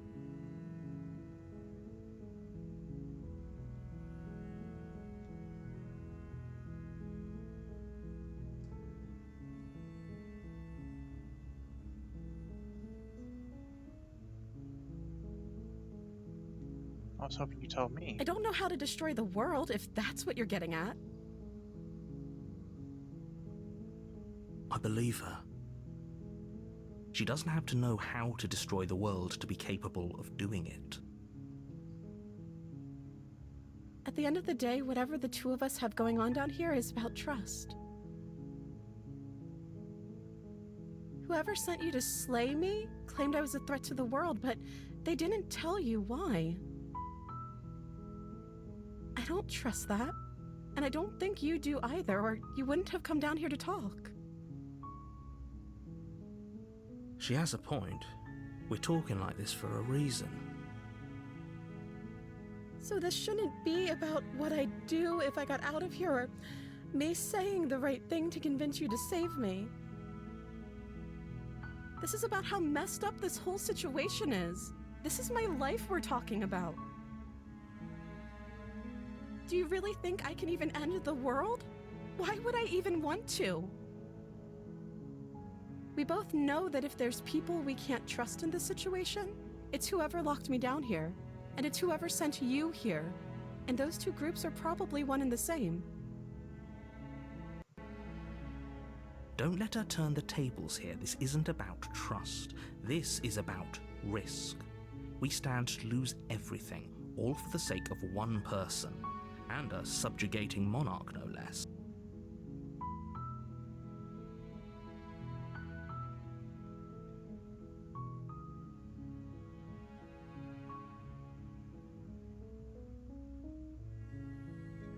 Sorry, but I just can't trust you. This doesn't add up, and it is worth the risk to take your word over the potential fate of the world. Thank you. You turn back to the stairs, intent on retrieving the blade in the cabin. You'll regret this. I promise you. But go ahead, run along and get whatever you're planning to get. But you'd better hope that I don't slip these chains before you make it back down here. Slip these chains? She can't, right? She needed our help to get out of here. But do you hear the conviction in her voice? I don't think she's bluffing. She has to be bluffing, but hurry. You rush up to the first floor, grabbing the blade, both yours and the world's only possible salvation. Okay, if we're sure about this decision, I'll support it. I suppose we have a world to save after all. You slowly creep down the basement stairs. It's quiet. Where the princess sat only a moment ago, there's only a severed arm, its cooling flesh still chained to the wall, and she is nowhere to be seen. Is it just me, or did this room get a lot bigger? She's lost an arm. I'm locking her down there, letting her bleed out. This is a dangerous play. Who's to say she'll actually succumb to her wounds? She doesn't have a weapon, and she's missing an arm. You can finish this right here, right now. Tell you what, I'll even stay here for a while to make sure she's dead. You close the basement door, locking it behind you and quickly barricading it with the heavy wooden table that once held the blade. Okay, we can make this work. She has an awful wound and we have all the time in the world. Playing jailkeeper for a while might make things a little easier. You settle in against the far wall to watch the basement door. It isn't long before you start to drift off, your eyelids heavy with fatigue. But sleep doesn't come. Instead, your rest is broken by a piercing, wailing voice calling out to you from the other side of the door. I know you're still there. Why don't you make things easier on yourself and let me out? No. It's not like this little door will hold for very long anyways. It's probably a good idea to try to get back on my good side. She sounds terrifying. Like she's less of the princess you saw and more like something out of a nightmare. As she violently rattles the door, you do your best to shut her out of your mind. When I get out of here, I'm going to pick you apart piece by piece. I won't forget what you did, and I'll never forgive it. You don't know the kind of enemy you've made tonight. It doesn't sound like she's getting any weaker. No, it doesn't.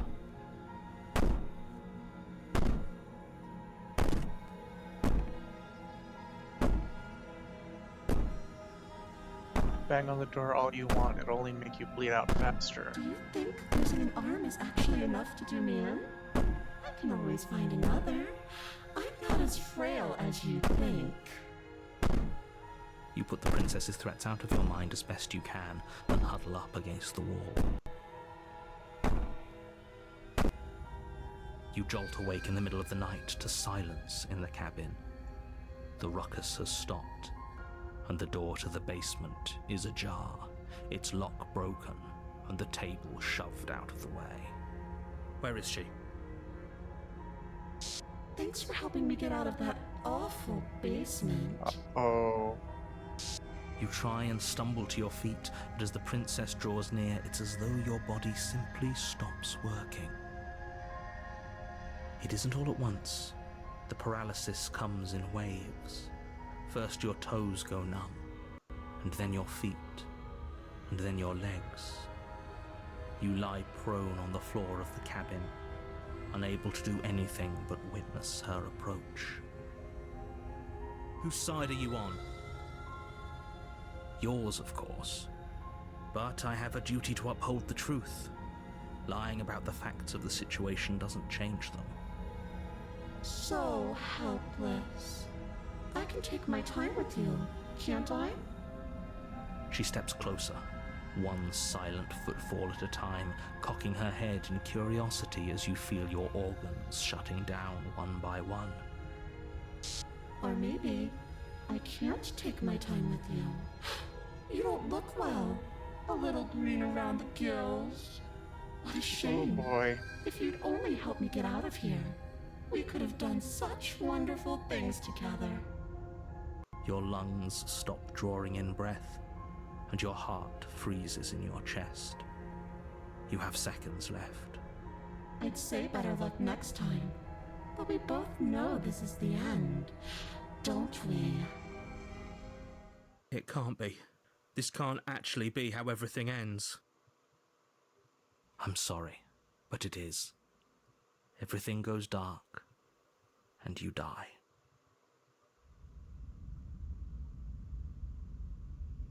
The nightmare. You're on a path in the woods, and at the end of that path is a cabin. And in the basement of that cabin is a princess. You're here to slay her. If you don't, it will be the end of the world.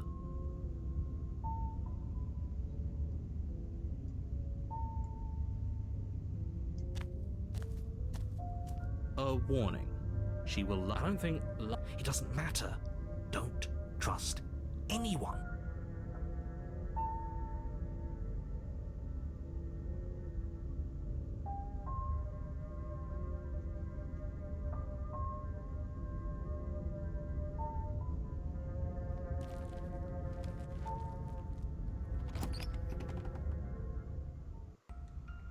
The interior of the cabin is plain, the smooth wood of the walls almost featureless.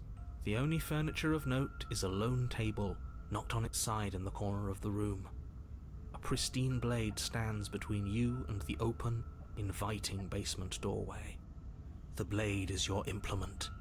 You'll need it if you want to do this right. Hold on. What happened to the door? It's just an empty frame. She's already gotten out, hasn't she?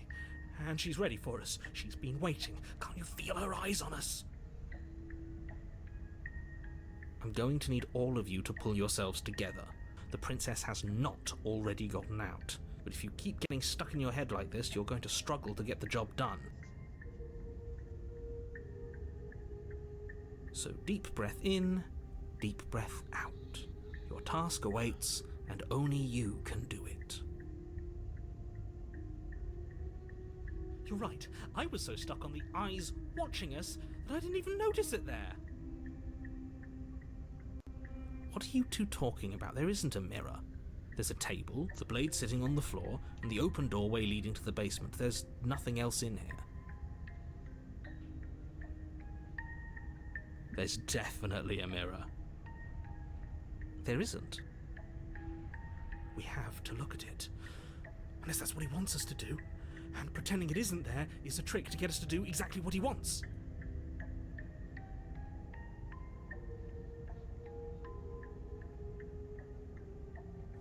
You walk up to the wall next to the imp. It's really... You reach forward. Did he make it go away? Clearly there was something in there worth investigating if he wants it hidden so bad.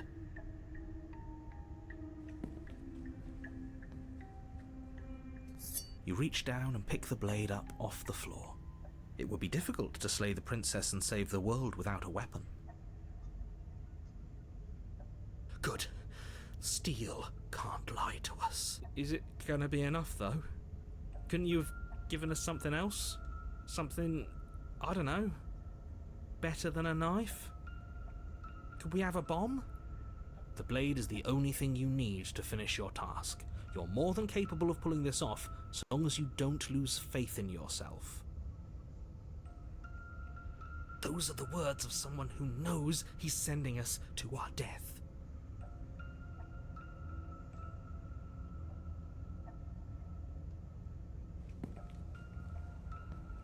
You cross over the threshold and onto a series of isolated steps, suspended in darkness.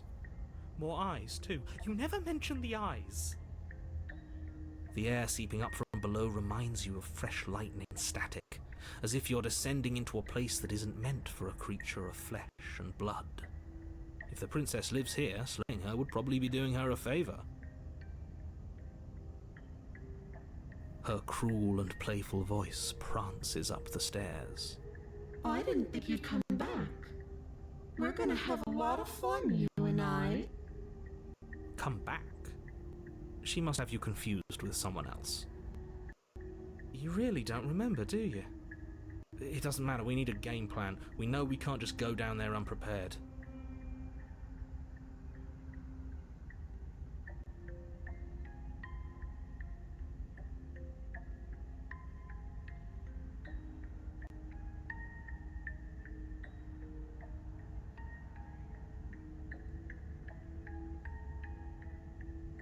We don't need a plan, I'm just going to kill her. Mr. Narrator seems to think I can do it. I don't know why you're all being such pessimists right now. Finally, a voice of reason.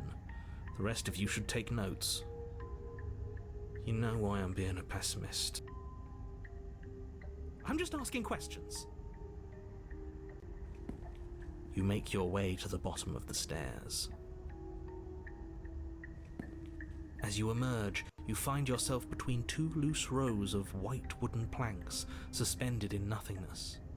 A smattering of cobblestones visible against the inky black of the basement mark where the floor should be, forming vague pathways. At what seems to be the end of the room, they diverge in opposite directions, left and right. She could be anywhere, and there's nowhere for us to hide. We're completely exposed. Are you really not going to comment on how weird this place is? No, I'm not. We're going to die down here. I don't want to die again. Please stop saying that. You're only going to make things worse.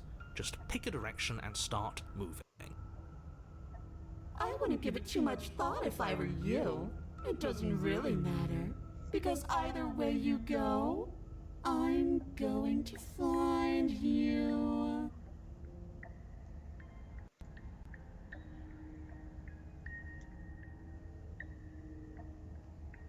Let's go to the left.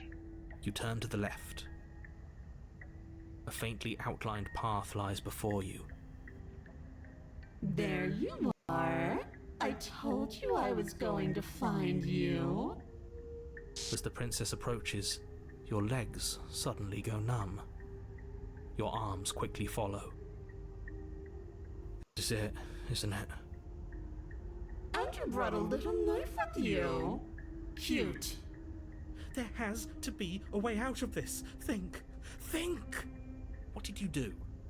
Pull yourself together. She isn't supposed to be like this.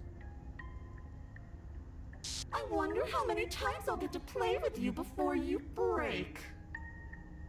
Your vision cuts out as your blood begins to coagulate. It's as if every part of your being is coming to a lurching halt. Heart, lungs, liver, nerves. Your lungs pull in a desperate gulp of air as your eyes shoot back open. Nerves. What are you doing? I'm working. Do you want this body to function, or do you want... And then experience stops once more as your body reapproaches death. Okay, whatever you were doing, please just start doing it again. Are you sure about that? Are you sure that's what you want, or do you want to interrupt me some more? You have seconds left. Yes, I'm sure. Heart, lungs, liver. Again, your eyes shoot open as you gasp for breath. Can't decide what you want to do, can She's still you? pretty cute. Oh well, standing there gasping like a fish is more fun than dead. Even if you look ridiculous. She isn't attacking us. Why? The why doesn't matter. She's already proven her ill intent. Don't lose sight of your mission. Your weapon is still in your hands. Strike at her and end this before it's too late.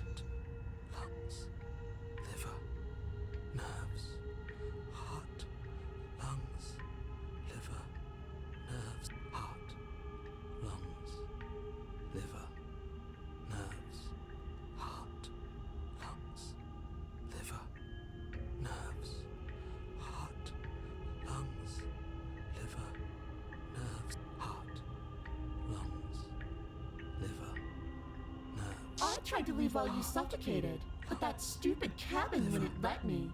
So I started to drag your body out with me, and then... Well, you died before I could get to the door. And then I was here, and now you're here too. I don't think I can leave without you, and dead doesn't count. And as much as I love what we have going on, I have bigger plans than tormenting one poor little creature forever. I want to leave. Why won't you finish me off? Because I don't want to. And even if I did, I don't have to. Look at the way you're struggling to stay alive.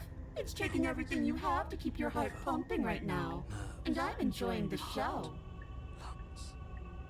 The princess leans forward, bringing her masked lips close to your ear. If I want to see you gone, all I need to do is break your concentration. Heart, lungs, liver, nerves. Heart, lungs, liver, nerves. Heart, lungs, liver, nerves.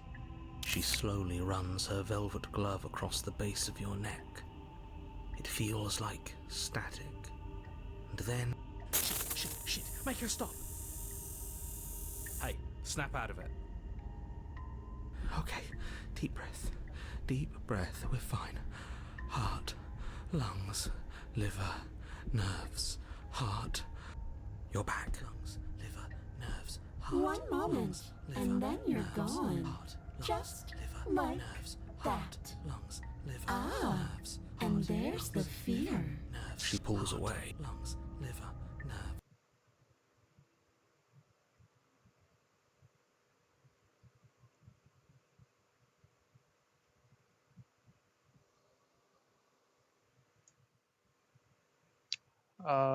What happened?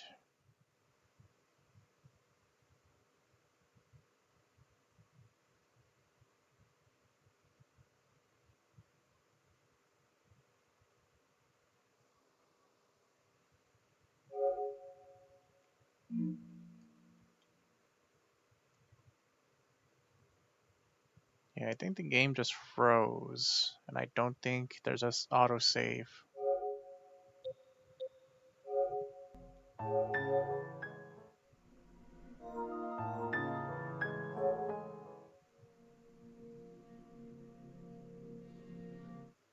Let's see what happened.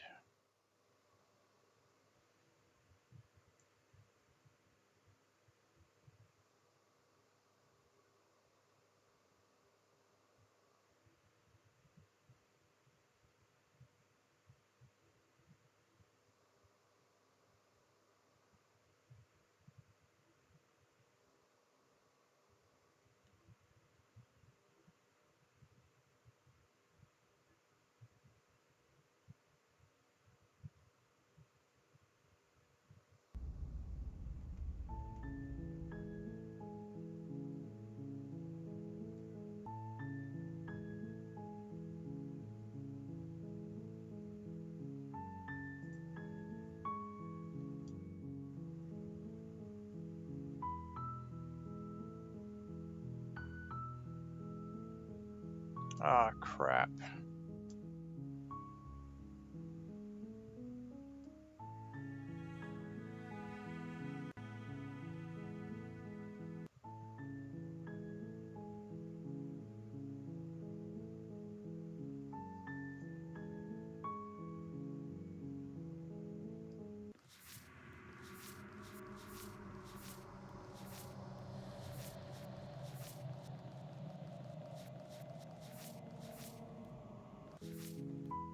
Yeah, I think we'd lost out on a lot of progress after that. God damn it.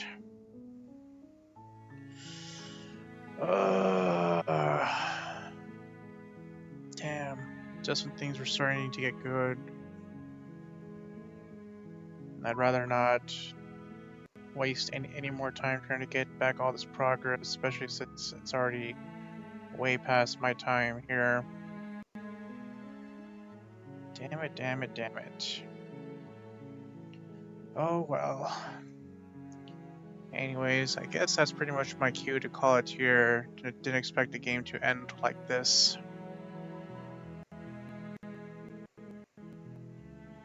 Well, in the meantime, I guess let me find someone to write out to.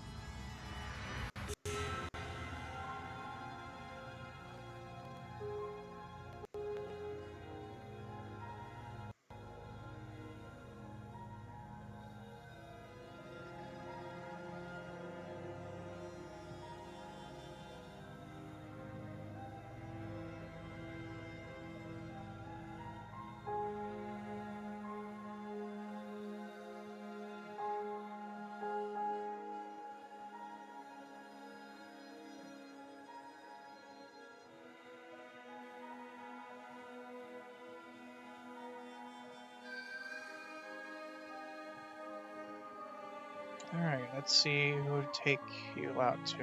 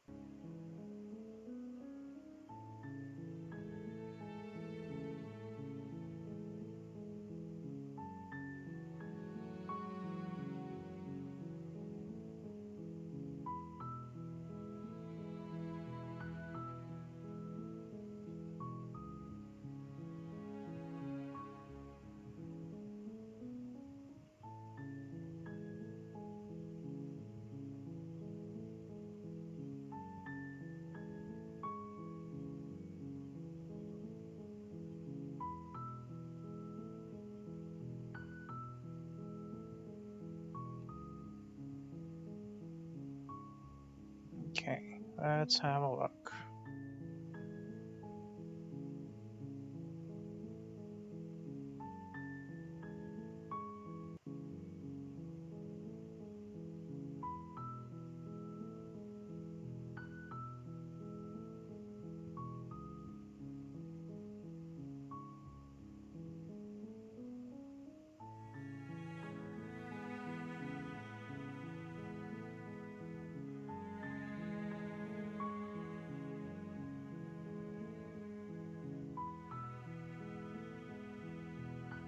Alright, I'll go ahead and take you over to Vanessa. They're currently playing Fatal Frame. Go ahead and give them a follow, hang out, and I will see you all on Saturday with some Under Night in Birth 2. Take care and have a good rest of your evening.